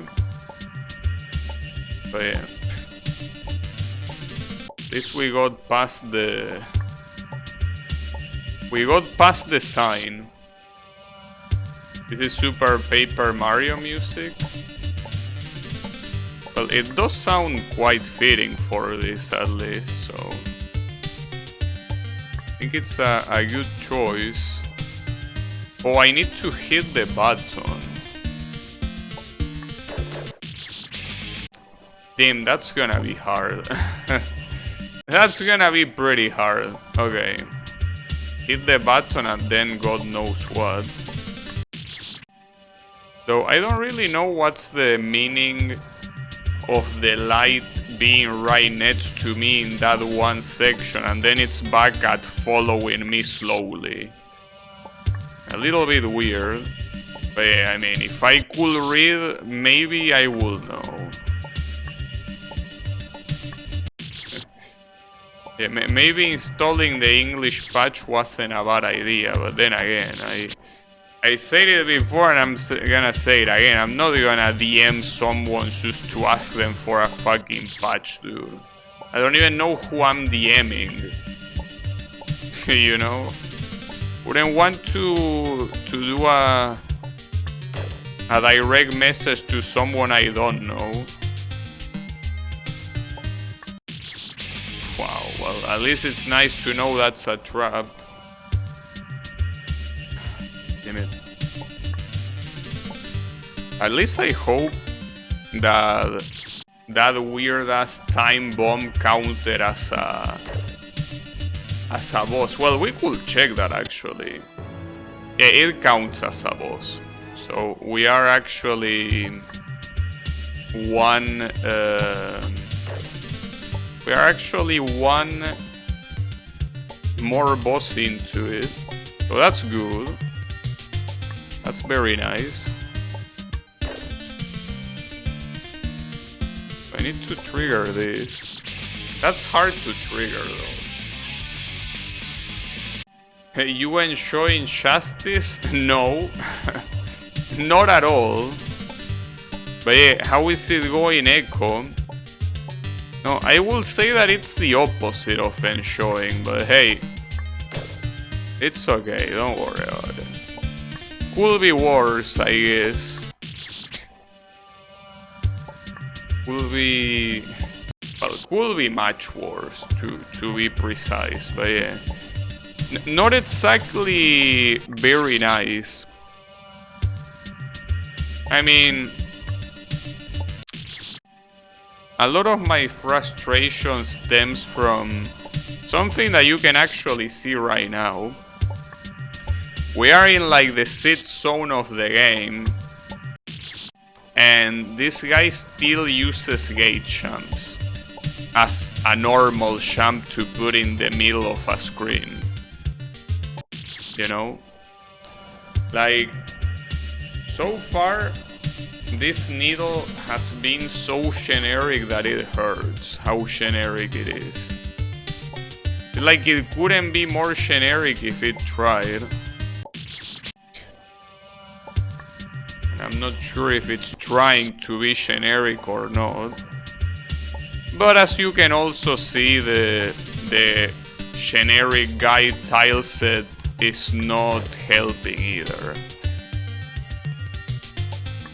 So how do I trigger this? Like, that seems so hard. Yeah, I know it's a common champ, but I don't care.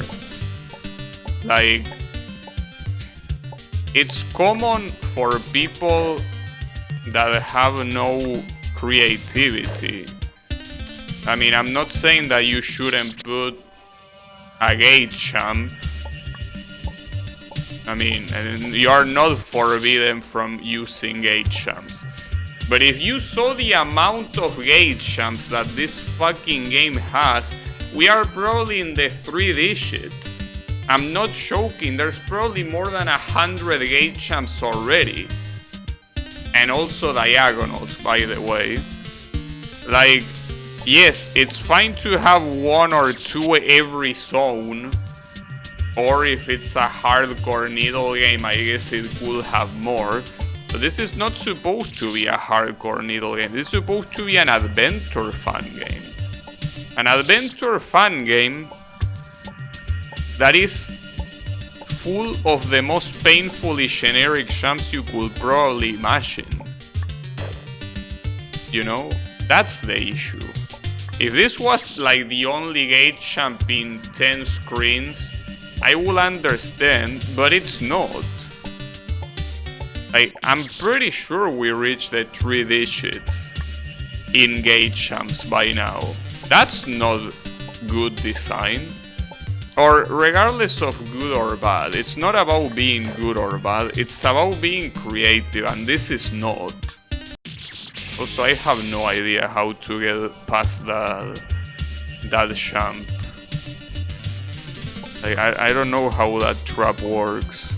Well, I know how it works. I don't know how to dodge it.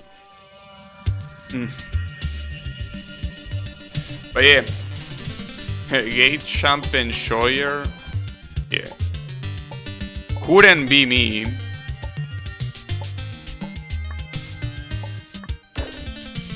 But yeah, I have no idea how to trigger that. Without dying, obviously. Like, I cannot do it like that. I need to land, but if I land, I don't have time to run. I have no clue. It's not creative, but it's too... No. This game is from 2013. You cannot use the excuse of old game here. That excuse doesn't work for this game. If this was a 2008 game, yeah, that would work. 2009 and maybe even 2010. That will be stretching it though. In 2013, the excuse of old game does not work. Because I can mention you a myriad of games that were released before this, and not only are 100 times more creative, but also with a shit ton more production value. Though the production value is not important here, but the creativity of the champs definitely is. And 2013, there are so many games that I played that came before 2013 that absolutely blow this game out of the water creativity-wise. And the saddest part is that that includes a game that this maker made. That's the sad part. I don't need to go to another creator. I can just use this same creator making Heaven Trap 1 and 2. Those two games are more creative than this. Like, then you could talk about the production value or whatever. But creativity-wise, those games and the way they use the traps are 100 times more creative than this, and it's made by the same guy. So yeah, I'm sorry, but the excuse of old game doesn't work here. Like, I don't know how to do this trap, by the way. That's my problem, but... Wait, can I practice this trap from here? No, it only triggers after the button. Ah, fuck. I got an idea for that trigger if you need it. Well, if you want to share it, I will welcome it. So yeah, if you want to. I'm all ears, or eyes rather, because, you know, I'm reading it. I don't know, like, doesn't seem like it's possible without landing. Okay, never mind, it is possible without landing. It's just super tight, but it is possible. Alright. And there is another one. Of course. Well, at least that one is easier to trigger. God damn it, dude. That's also another thing. Like, this game cannot decide if it wants to be a trap game or a more needle-oriented game. But if you combine both, I'm sorry, but at least to me it doesn't work. And this checkpoint is not that big of a deal, all things considered. But there were checkpoints before that had like very fucked up champs, and they had a trap at the end of the checkpoint. Like, the thing about having a trap at the end of the checkpoint is a classic. But if the platforming is that precise, you should never have a trap at the end of the checkpoint. I mean, you can, obviously, it's not like you are forbidden, but you cannot expect me to congratulate you for that, you know? It's like, the only thing you're gonna get from me is me wanting to strangle you, which, hey, maybe that's the idea, but yeah, I'm not gonna praise you for that. I would have tried to jump really high and touch the trigger when falling down, like dodge the trigger for as long as possible so you can land faster and jump right.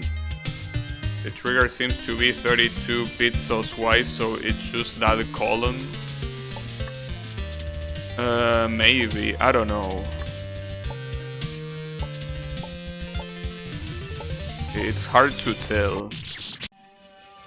But yeah. But yeah, the thing is that I'm not enjoying this game at all, and I really don't understand why it's considered a classic. Like, at all. I don't see anything in this game that other games, even older than this, didn't already give me. A lot of people say that the story is good, which I wish I could know. I don't though. Because, you know, there is an English patch going around, but I mean, even if it had a good story, it's not an excuse for everything else, obviously. Classic Kusoge? It could be. Isn't this the guy that made Destination and Crimson? This is Carnival. So if Carnival made Destination and Crimson, yes. If he didn't, then no. This is the guy that made Heaven Trap 1 and 2. That's what I know. And obviously a shit ton of other games. But yeah. Okay, well. Wasabi says yes, so I will say yes.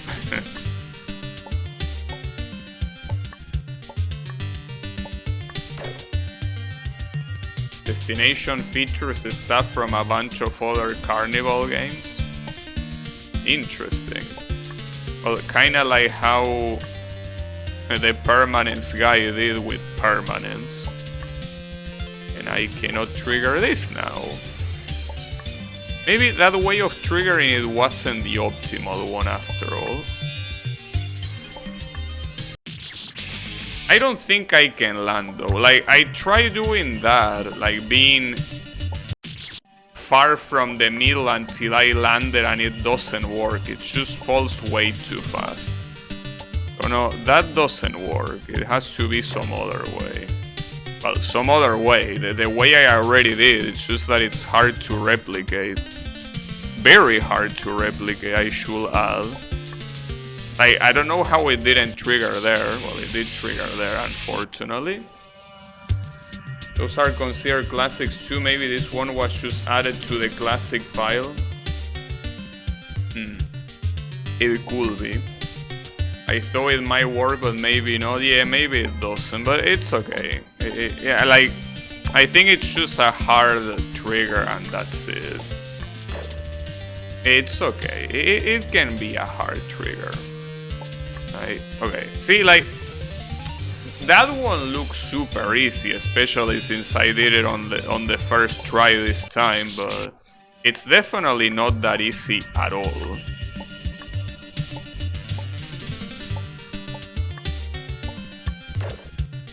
Wow, nice miss. Oh, god damn it, dude. But yeah, it happens. It happens. It reminds me when I play Super Mario 3. Though I guess I'm glad that that's a playthrough that probably not many here have seen, thankfully.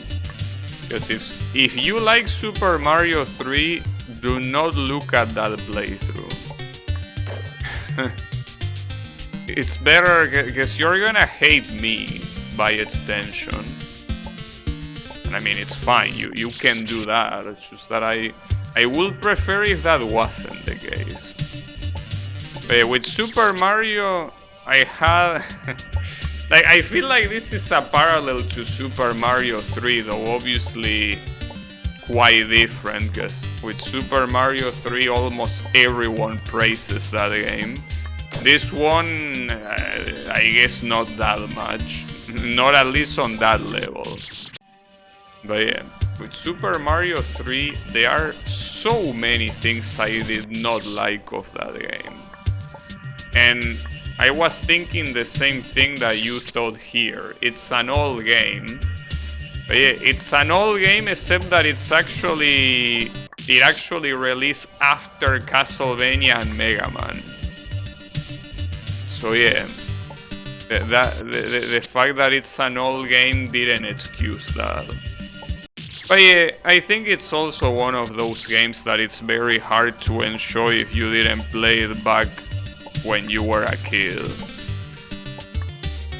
But it also makes me feel weird considering that I also didn't play Castlevania and Mega Man as a kid, and I love those games. So yeah. It was quite a Solfest, I can tell you that, but I really dislike Super Mario 3. I really did. But yeah, it is what it is.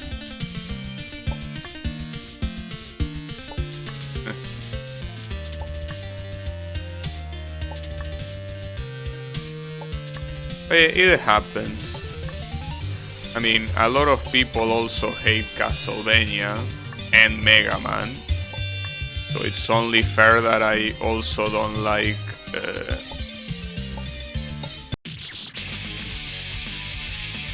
I want to strangle you so much. Like, I really want to command grab your neck into a super. Want to command grab your neck into super right now.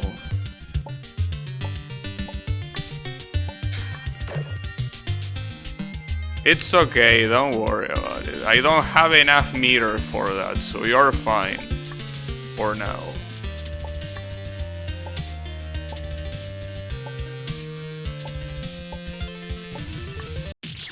Team, that's gonna be hard to trigger. Double pretzel grabs your neck on block. I was thinking more of someone like Makoto, you know? Well, Makoto, in fact, is Makoto from Street Fighter 3 is basically known for that. Command grabbing to super. Like, she grabs you from here, rises you a little bit, and then into super. And the super can be... Well, one of the supers basically punches you in the dick. Very, very nice super. Indeed. It's called, I think, Seichusen Godansuki. I don't know what that means, but I will be willing to believe it means sudden castration, because that's exactly what happens on that super. I don't think you are surviving a punch down there. Well, maybe you are. I don't think your balls are, though. But yeah. Very funny super indeed, I gotta say. Damn, I have no idea how to trigger that, because I'm in the middle of the corridor with the cherries. I will probably have to time it to the cherries, like I should jump back when the bottom cherry is coming, but damn, that looks hard.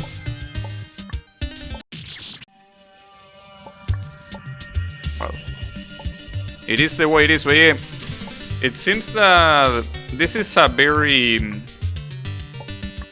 interesting parallel to the first screen of the previous zone. Seems that the creator doesn't know how to do a first screen, and basically makes the first screen in a way that it makes you want to Seichusen Godansuki his balls. So yeah, indeed. He might need to reconsider these first screens. But I have a feeling that the first screens on every zone should be something easier. Well, it depends on what you want to do. See, if you want to make a zone look imposing, you probably want for the first screen to to be hard, so the player is like, oh shit, things are gonna get real. But the thing is that in songs like this are not supposed to be like that. I mean, I would believe it if it wasn't for the fact that you are yet again using the default tile set.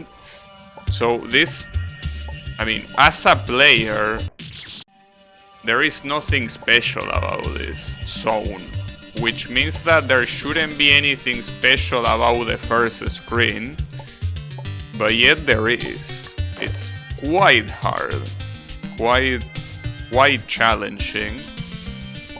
So I don't agree with that design philosophy. But I don't know how to trigger this. Seems so hard.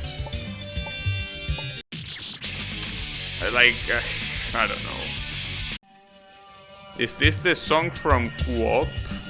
Well, it could be. It's from Super Mario Paper, according to Wasabi, so I think that game uses Super Mario Paper songs. So maybe. It could be. I personally don't remember it, but that's because my memory is not very good, so yeah, it could be. Too short, god damn it. But yeah. I don't know, I didn't play Super Paper Mario. I also don't plan on playing it. It's one of those games that, yeah. No thank you.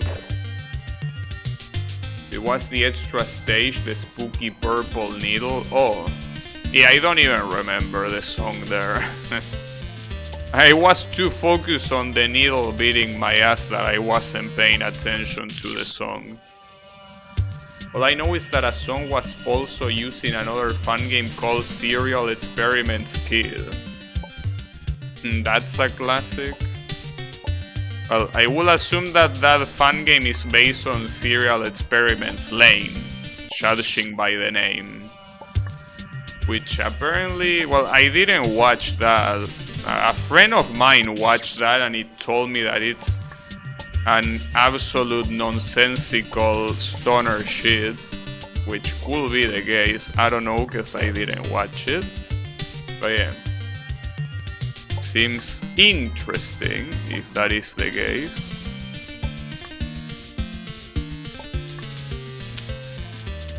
God damn, I can't believe that I still cannot consistently trigger that.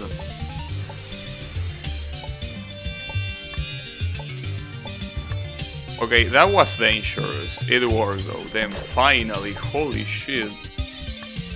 I mean, I think that the underwater diagonal jump still took longer than this. But this one probably is like the second longest checkpoint so far. In terms of how much it took me to beat it, obviously. But yeah.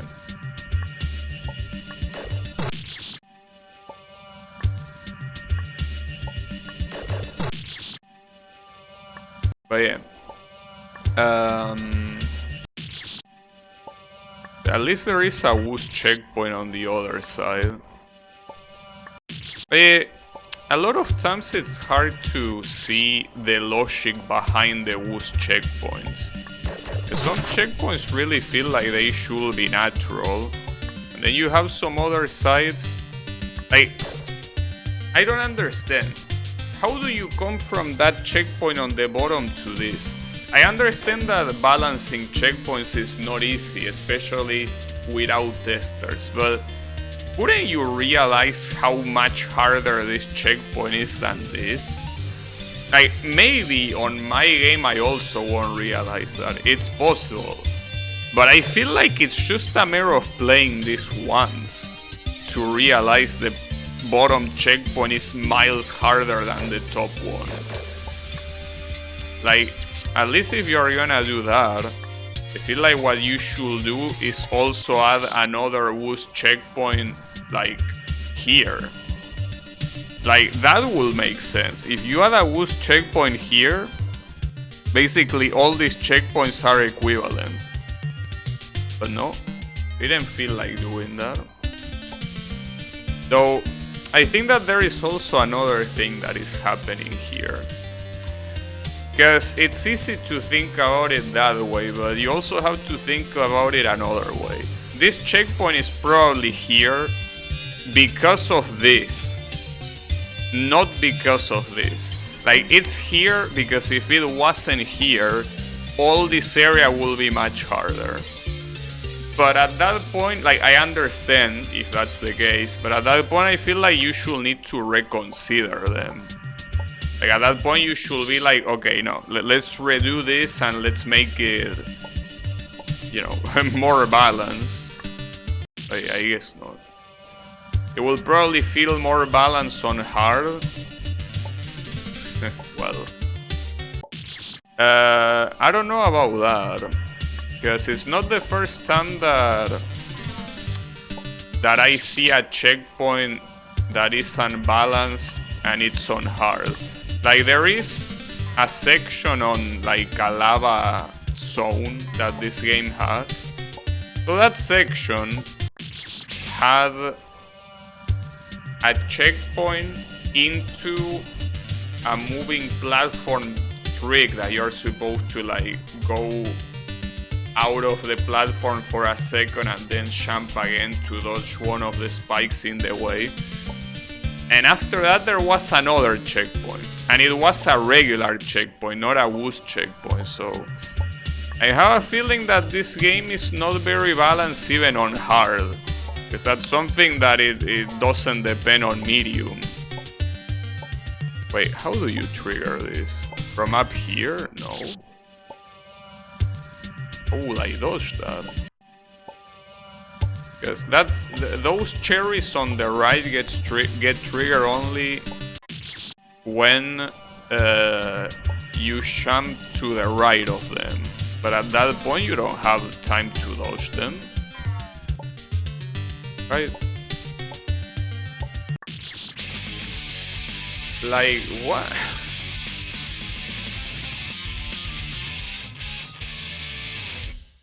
Maybe I'm not supposed to go there? Hold up. No, but I need to go there. Because if I go down... Well, actually, let me try. Can I even go down? I don't think this jump is possible. Nah, there is no way this jump is possible. And the cherries here are also impossible to outrun, so no. You have to go here, but how the fuck do you dodge this? Like, they fly so much. So fast, I mean, to the right. I think you gotta jump into them. I tried that from, like, I tried jumping into them from the back, but it didn't seem like it. Like, in the middle? But it doesn't seem like it gets triggered that way. Or at least it doesn't look like it. Then again, it's... Okay, it does get triggered. It's very picky, but it does. Okay, thanks. I was thinking of that, but it felt like it didn't work. Okay, so that button, what it did is one of the cherries on the bottom stops, so you can actually go there now. Okay, well, good to know. You still need to deal with the other one. Oh, fuck me. Wait, hold up. Huh. Well, that's very fucked up. So this checkpoint is harder if you don't do it on the first try. I don't know about that, mister. That doesn't seem like a good idea, if you ask me. Making a checkpoint harder on the second try seems like a horrible idea. Well, I guess it will be that way, apparently. I mean, at least it's possible, I guess. But I want to assume it's possible. It should be possible. Oh, hold up. Okay, yeah, I think it is. Yeah, no problem. I don't know about this one, so... Okay, Tim, but it's so tight. That's fucked up. Oh, and where it stops depends on where you press the button. Tim, so you can softlock yourself here. Well, not softlock, because it's just a matter of reloading, but the point is that you can make it so the cherry stops right on the spot that you're supposed to jump. That's pretty funny. Like, if you're not paying attention to that, it can definitely happen. Alright.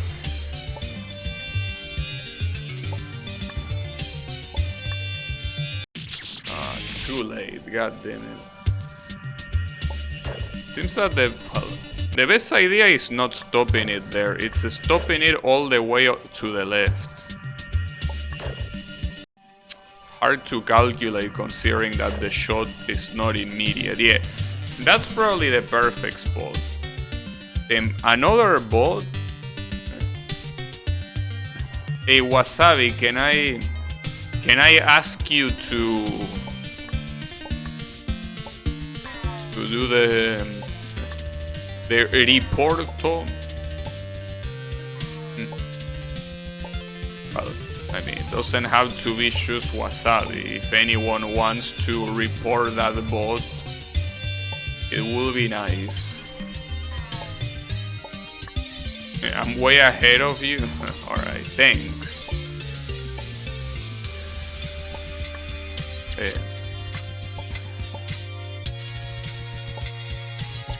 Oof, that was close, okay. Yeah, it was obvious there was gonna be a trap, but I couldn't guess it. I couldn't guess where it was gonna come from. Yeah, we still have bots. But yeah, like the crazy thing is not that bots are there. The crazy thing is that people still fall for them. That's the very crazy thing. You know, they wouldn't be there if people didn't fall for them. Same with computer viruses. They wouldn't exist if people didn't download them, but they still do. So yeah. Very, very nice. I guess some people can help themselves. Tim, that's so hard to react to. Even though when it comes, it doesn't give you that much time to react.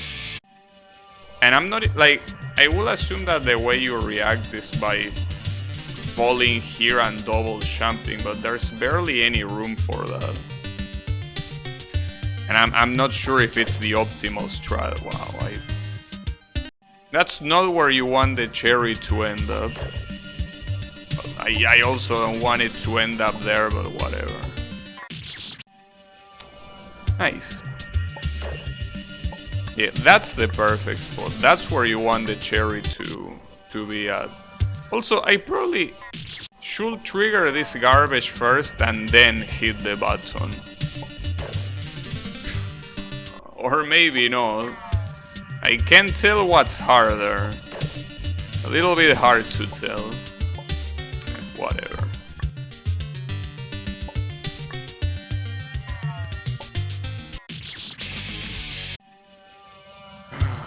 Fuck me, dude. And fuck this game too. Well, the interesting thing is that so far, even though there are some checkpoints like this one that are quite hard, I still haven't really gotten stuck in any, like, the closest that I gotten to getting stuck is that underwater diagonal. And I really didn't take that long. I took long, yes, longer than I should have, but wow, perfect timing, nice. I like when your timing is so perfect. God damn it.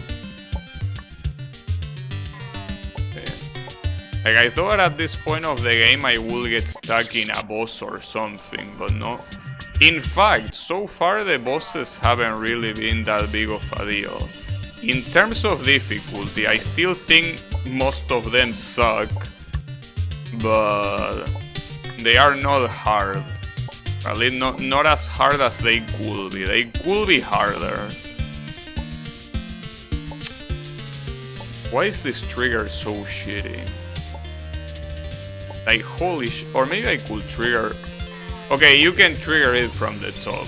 Well, obviously I'm gonna do that. Clearly.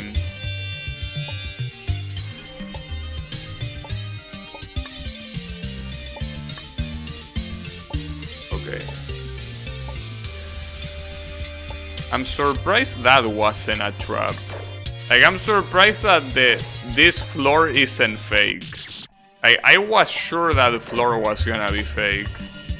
I was, like, when I saw it and as I was landing, I'm like, yeah, bring it on, bitch. But no. It was a real floor.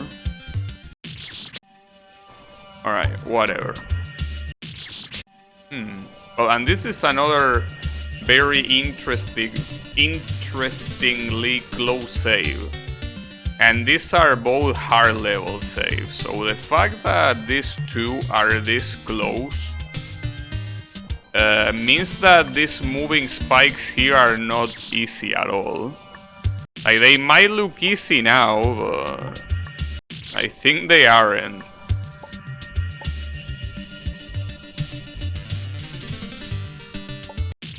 Yeah, especially that second.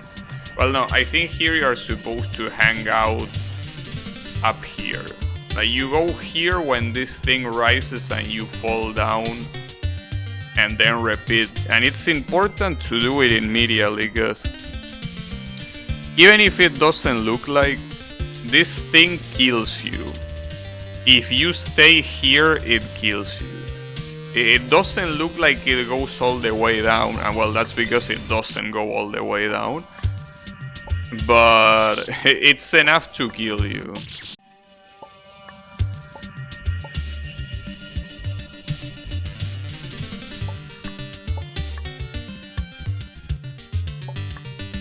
Well, see, that's the thing. That's another good example of the fact that this game is not well balanced. This checkpoint wasn't even close to be as hard as the previous one. And yet, this is a hard level save. So yeah, it's not even medium level unbalanced. Well, then you have a worst checkpoint there for no reason, but... Well, I guess not for no reason, it's just that I will put it after this diagonal. Or to be more precise, I will put it here. Like, I don't want to switch screens in the middle of this checkpoint, but yeah.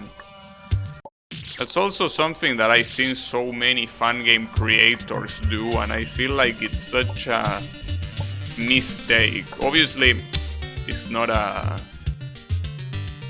an objective mistake, but I consider it a mistake. Can I even stay in the middle without dying? I don't think so. Like, is this... I think you can. It has to be on the very middle, though. Yeah, this looks very hard. But yeah, that's precisely why... Well, that's the thing. In hard mode, this will be the checkpoint. So you have a checkpoint like this one that you can do in like 10 attempts or less on your first try. And then you have this. So yeah, I don't know, bro. Like, this is something that...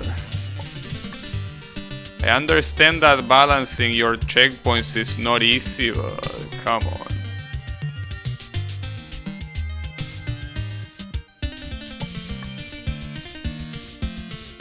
I need to land... Okay.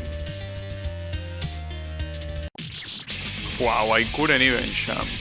You're supposed to land here. I don't think jumping straight... Actually, jumping straight I think is possible. It seems too risky though. Like, if you do a full jump, yeah, you should be able to jump straight here. Which means that there is most likely a trap and you're supposed to jump back. Most likely. I will be willing to bet is that, but hard to tell. Also, the background became black here. Like, it stopped being this purple gradient and it just became black.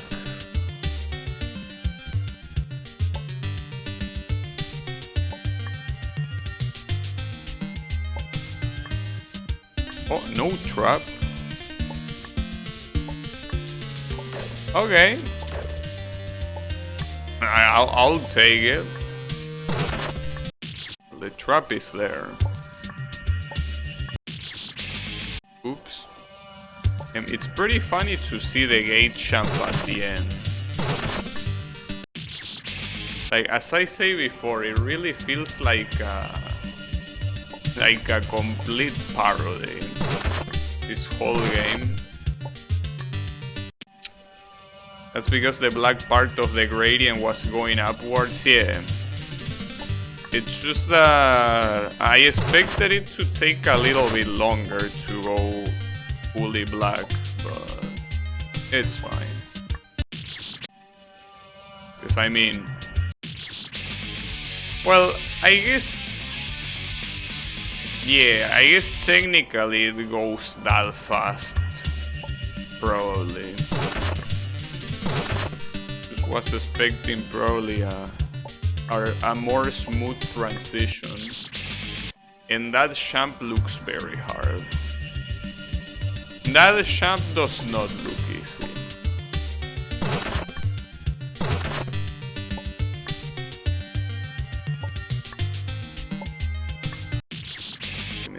Well, it's not the first jump that is like this. There was another jump in one of the previous checkpoints that was relatively similar.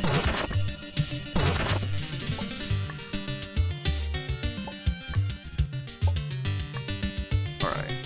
Damn, really? Nice. Okay.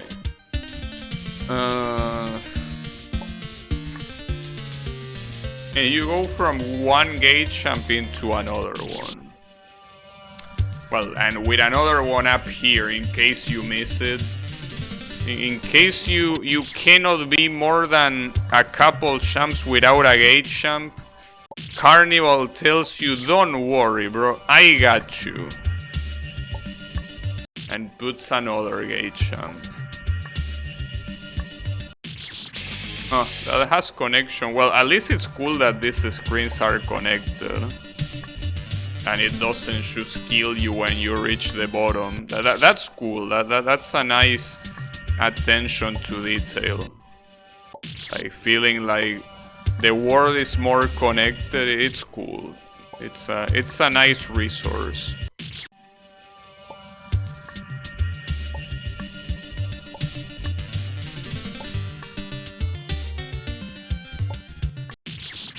I'm not a fan of those rotating crosses, I gotta tell you. Well, actually, let me correct myself. I'm not a fan of this whole checkpoint. Not to mention that there's most likely at least one trap in it, but this doesn't look like an easy checkpoint at all. Well, that's okay.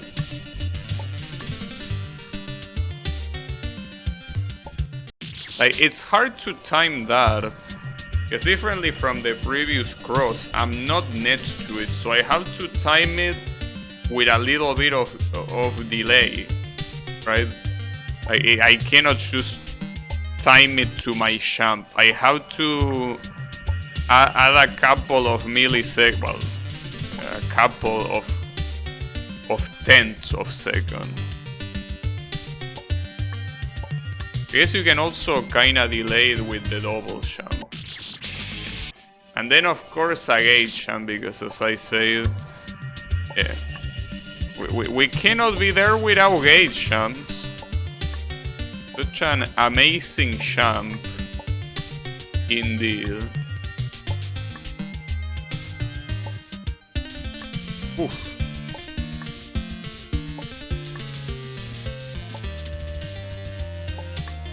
Okay, well, at least this F champ you can fail it as many times as you want, as long as you don't go too much to the left. So that's cool. And I'm definitely failing it quite sometimes. There you go. Nice. Okay. Well, that's very nice of you, creator, to actually have a safeguard for the F champ. Because yeah, if that F champ made you die, I will be stuck there for quite a while.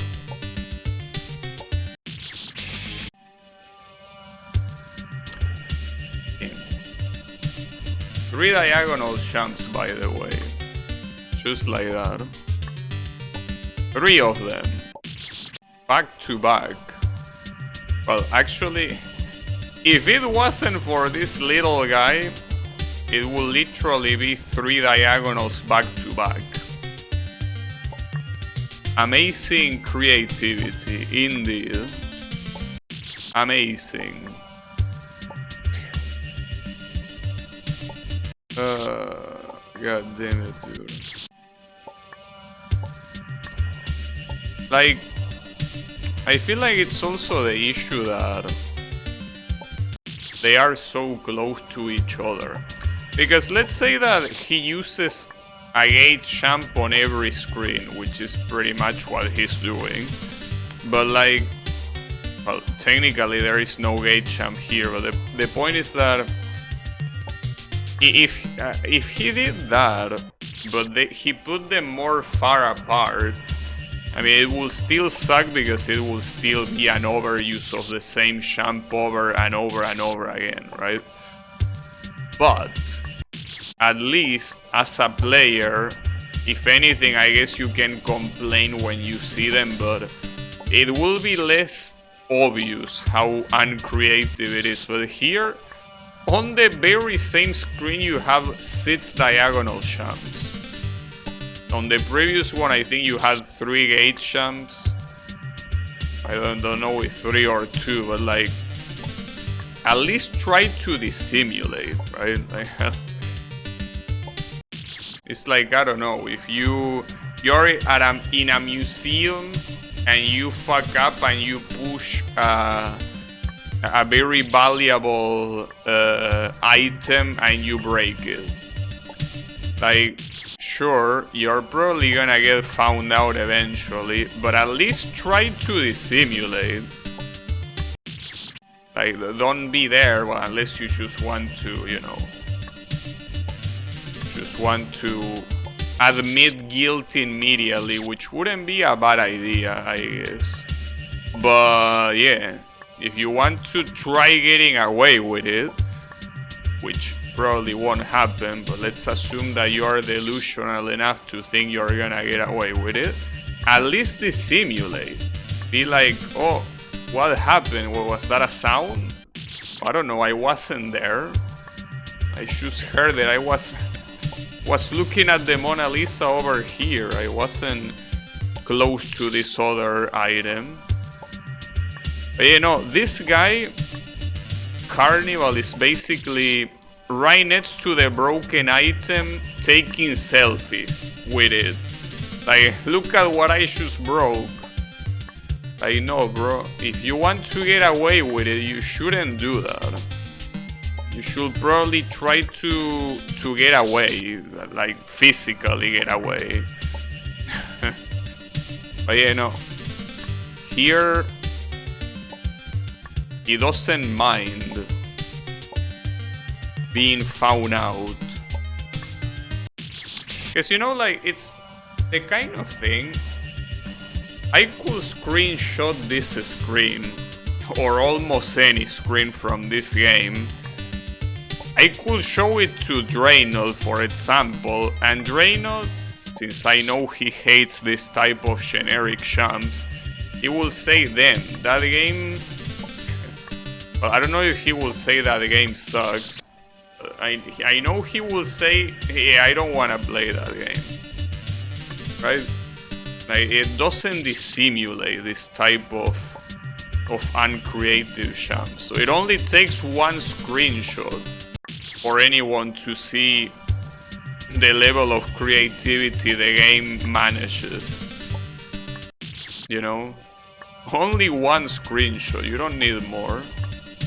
Or rather, if you need more, it's not a problem. You can just take a screenshot of any other screen, and it will be the same. You know? It's like, you share one screen and someone says, yeah, well, alright, give me 10 more examples. No problem, bro. I got you. You want 10 more examples? Here. But what, do you want them from the same area or you want them from another area? I got you in either case, you know? That's the funny thing.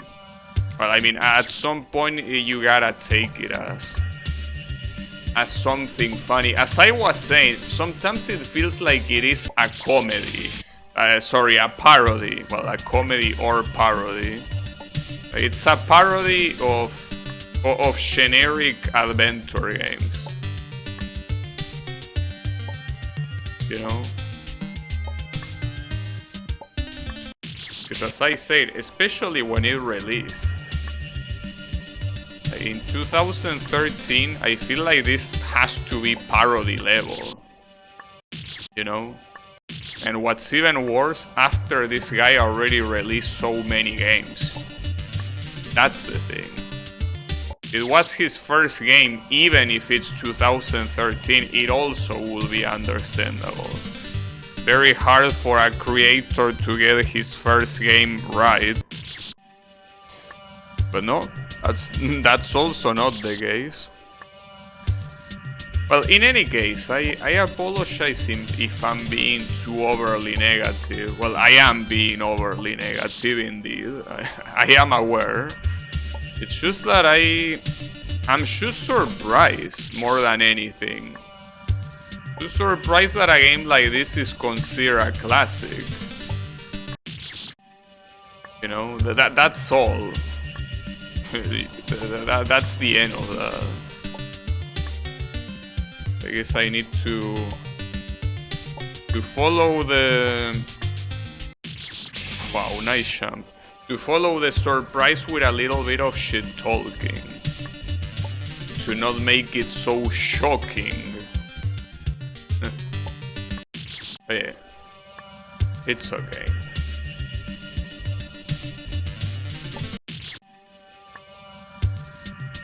But yeah. All I want you to know is that it's obviously nothing personal. I don't have anything personal against Carnival. If anything, I enjoy a lot of his games. But yeah, this one is not one of them.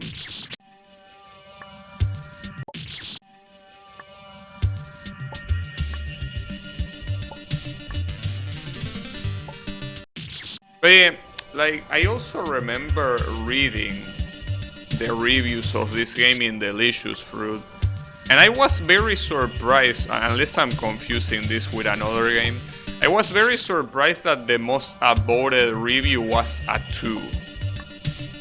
2 out of 10, I mean, a 2 out of 10 score, and I'm like, what?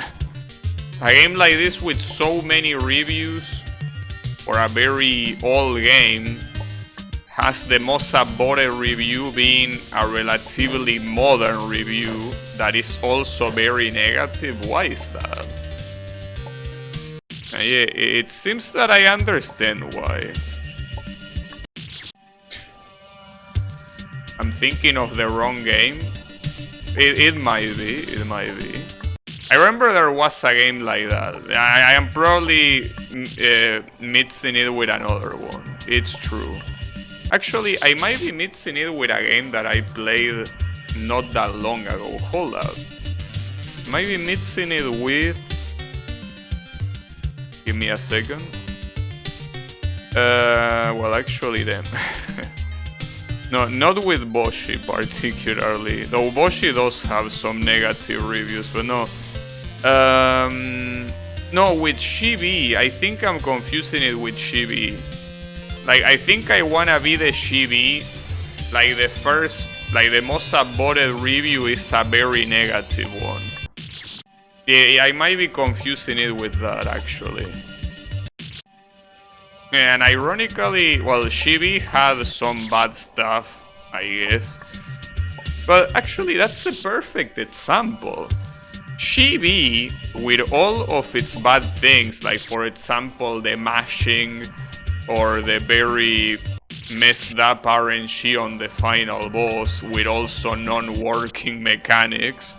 Even with all of that, that's a 10 times better game than this one. You know? And it's a lot older, for what I understand. That's the perfect example. Because it will be unfair to mention games like Boshi or whatever. Like, no, you don't need to go that far. Just think of I Wanna Be the Chibi. It's not an amazing game by any means, but it came way before this and does what this game tries to do way better. Except for story. But I cannot comment on story. Nice. That makes sense for Chibi since that game is either very loved or very hated. Yeah, but when did Chibi release? I think I already asked this question, but I already forgot. Do you know when it released? Like, it has to be a very early fan game. And by very early, I mean very early. Not this levels of early that it's like 6 years after I Wanna Be the Guy. I mean, like a couple at most. Yeah, 2009, so literally a couple of years. So that's the thing. I will excuse this game if just like I Wanna Be the Chibi released that year, but it didn't. I just want to... Because I know that I'm repeating the same shit multiple times, and at this rate you're probably tired of me being a broken record. I understand. I just want to properly explain myself why I think this game is bad. Because you have that game from 2009 being better, even though it does almost the same thing. You know? Like, it tries to go for a hybrid of adventure. Well, it's an adventure trap game just like this one, but it does that way better. And that's not that's not an excellent game either. Like, I'm not comparing it to an amazing example. I'm comparing it to an example that you could even call mediocre. And yet it's better than this. And it came 4 years earlier. So yeah, I just want to make that clear. Just in case I'm somehow not being clear, I just want to be clear on why I think this is bad. Because I just don't want to be seen as that I'm just hating blindly because, I don't know, I woke up with a bad mood, or it's because I'm dying a lot. No, it's not because of that. So yeah. But it's fine. I mean, it's whatever. It happens. It's also entirely subjective. I'm pretty sure for a lot of people this game is a masterpiece. Or maybe not a masterpiece, but just a very good game, and that's fine too. I think it's not. But yeah. So, things like that is what makes me wonder why games like Chibi are so disliked. How is a game like Chibi so disliked, and a game like this is not nearly as disliked? Like, it doesn't add up. Like, there's something weird there. How is this not dislike? Or not dislike in that level? I don't understand.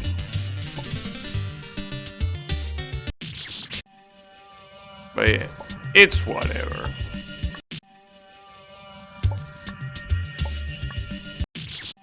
I think another thing that helps this game is the length. There are a lot of games, well, unless like it's like an unplayable trash, there are a lot of games that just because they are long, they get a lot of additional points. Kind of like the production value.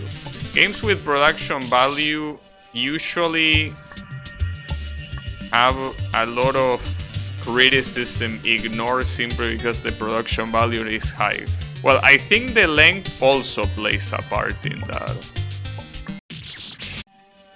More or less. Maybe not that much, but I think more or less it does play a part. And this game is quite long, especially when you compare it to Chibi. Chibi is a lot shorter in comparison. Well, in fact, Chibi, at this point I was already at the final boss. And by a long shot, like I think that I was at the final boss already by like half an hour. So yeah, it makes sense if you look at it that way. But yeah, it is what it is. Also, something that I wish more fan games did, and I don't think I even seen a single fan game do it, or not that I remember. Why don't they put the year on the title screen? Because that's something that every game, or almost every commercial game does. So why don't fan games do that? Because it will be a useful piece of information. Some people don't even put the create, well actually there are not that many people that even put the creator there, but I feel like it will be so useful if in the title screen it said made by Eds in the year whatever, right? It seems that it's something that it's not really made for whatever reason. Like, I want to do it with my game. I want people to know what year it released and by who. Nice. I mean, whether that's something that is used to talk shit about me or not is not my business. I just want people to clearly know that. Like, they don't need to go to a web page to figure it out, or to the readme. I want them to immediately know when the game released and by who. But I don't think it's anything crazy. Like, open your favorite commercial game, regardless of from which console or what genre. In the title screen, it most likely will tell you what company made it and in which year. And maybe there is an obligation because of copyright, but the thing is that it's useful. It's useful to know that.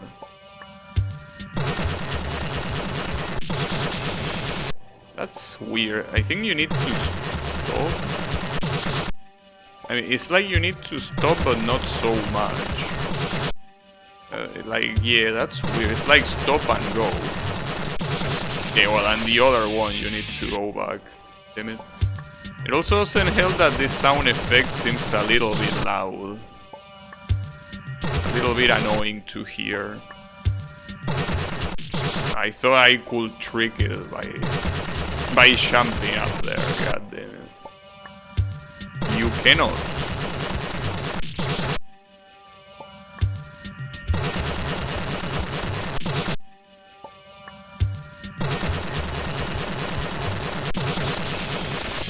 Though, judging by how the bridge is collapsing, I don't think I can go back. But the problem is that the other solution is squeezing in between these two cherries, which seems worse. But you need to land here to do this jump.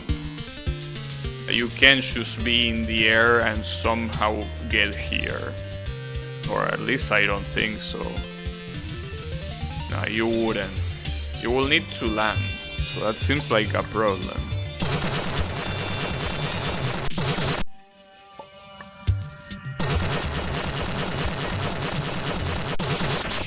But yeah, it feels like the bridge collapsed too fast to do anything other than going in between. But going in between seems almost impossible to do.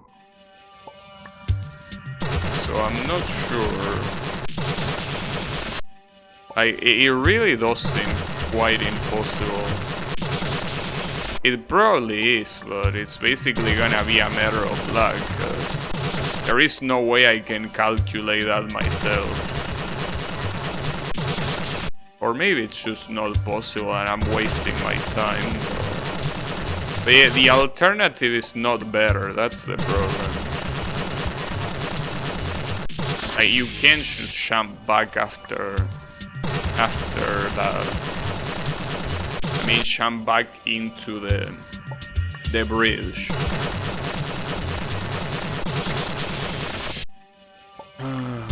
Damn it. Well, it's okay. Okay, you could see it right there very clearly. You can squeeze in between them, and that's a problem because it's so precise that I'm probably gonna do like 1 in 100. Or maybe not 1 in 100, but like 1 in 20. And even if you manage to do that, you kinda have to jump, because otherwise the bridge reaches you. So that's a problem. Well, at least the good thing is that there is a checkpoint afterwards. Then the bridge collapses so fast. Like very, very fast.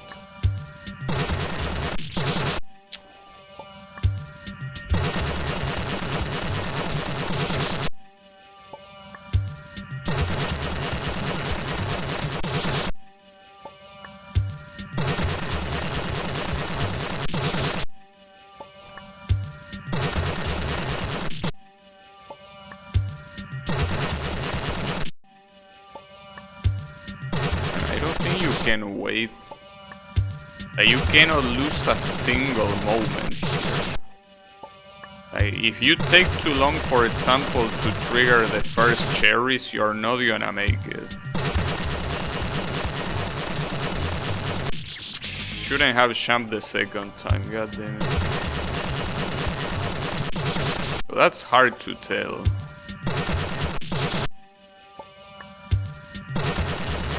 This really feels like a Solgrim's Ice type of checkpoint. That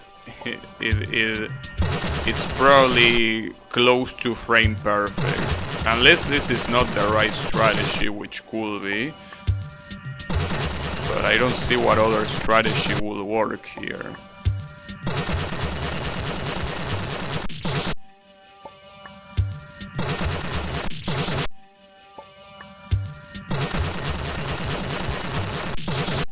Well, I could also jump on that one, so I don't need to stop halfway. Yeah, well, I guess that will save me some time, but I don't know how much. Damn it.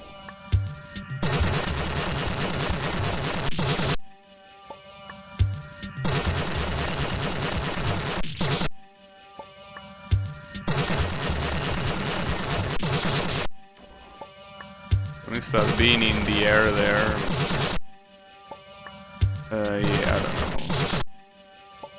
But there is not an easier way to trigger these first ones. Oh, actually there is. Hold up. Yeah, that actually works. Okay. I guess that was the missing link. So yeah, I was using the wrong strategy. Indeed. Also, holy shit, the sound effects of this trap is so loud. And that's a shame considering that the traps are... sorry, the music, like... Something that surprises me about this game is that the sound balance of the music is very well done. But unfortunately the traps fuck everything up.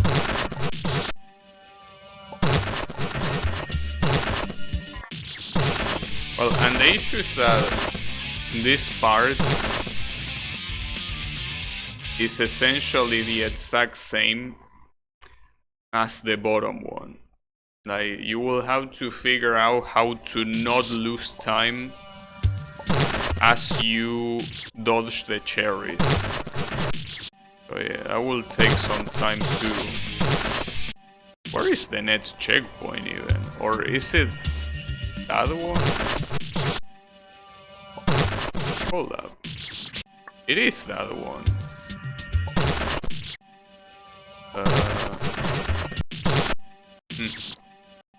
Would be nice if I could...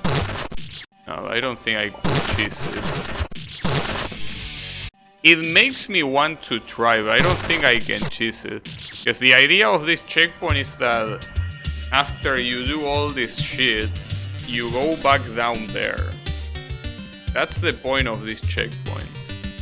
Problem is, or rather than a problem, is that it might be possible to cheese it, but I will assume that the creator tested it to not be cheesable. Especially such an easy looking cheese. I will assume it's not possible regardless of what you do. I mean, I'm already struggling here even though I'm not trying to do anything other than jumping, but yeah. I think there might be an invisible thing that kills you if you stay there. Or something. Damn, I can't jump in time, that's fucked up. Just doesn't let me.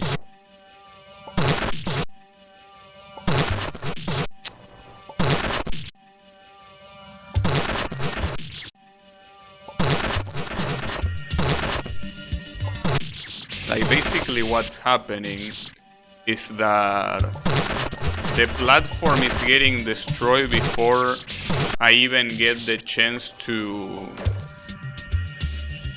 jump on it, so it's basically just a drop jump. But yeah, I think that this checkpoint is too painful to do it today, so I'm just gonna continue it tomorrow. But yeah, I guess that one of those games that I finished simply because I started it, but not because I like it. But it's okay. At least I have something to keep myself occupied, so I cannot really complain. So in any case, thanks everyone a lot for watching. I'll be seeing you on the next stream. So have a good one and take care.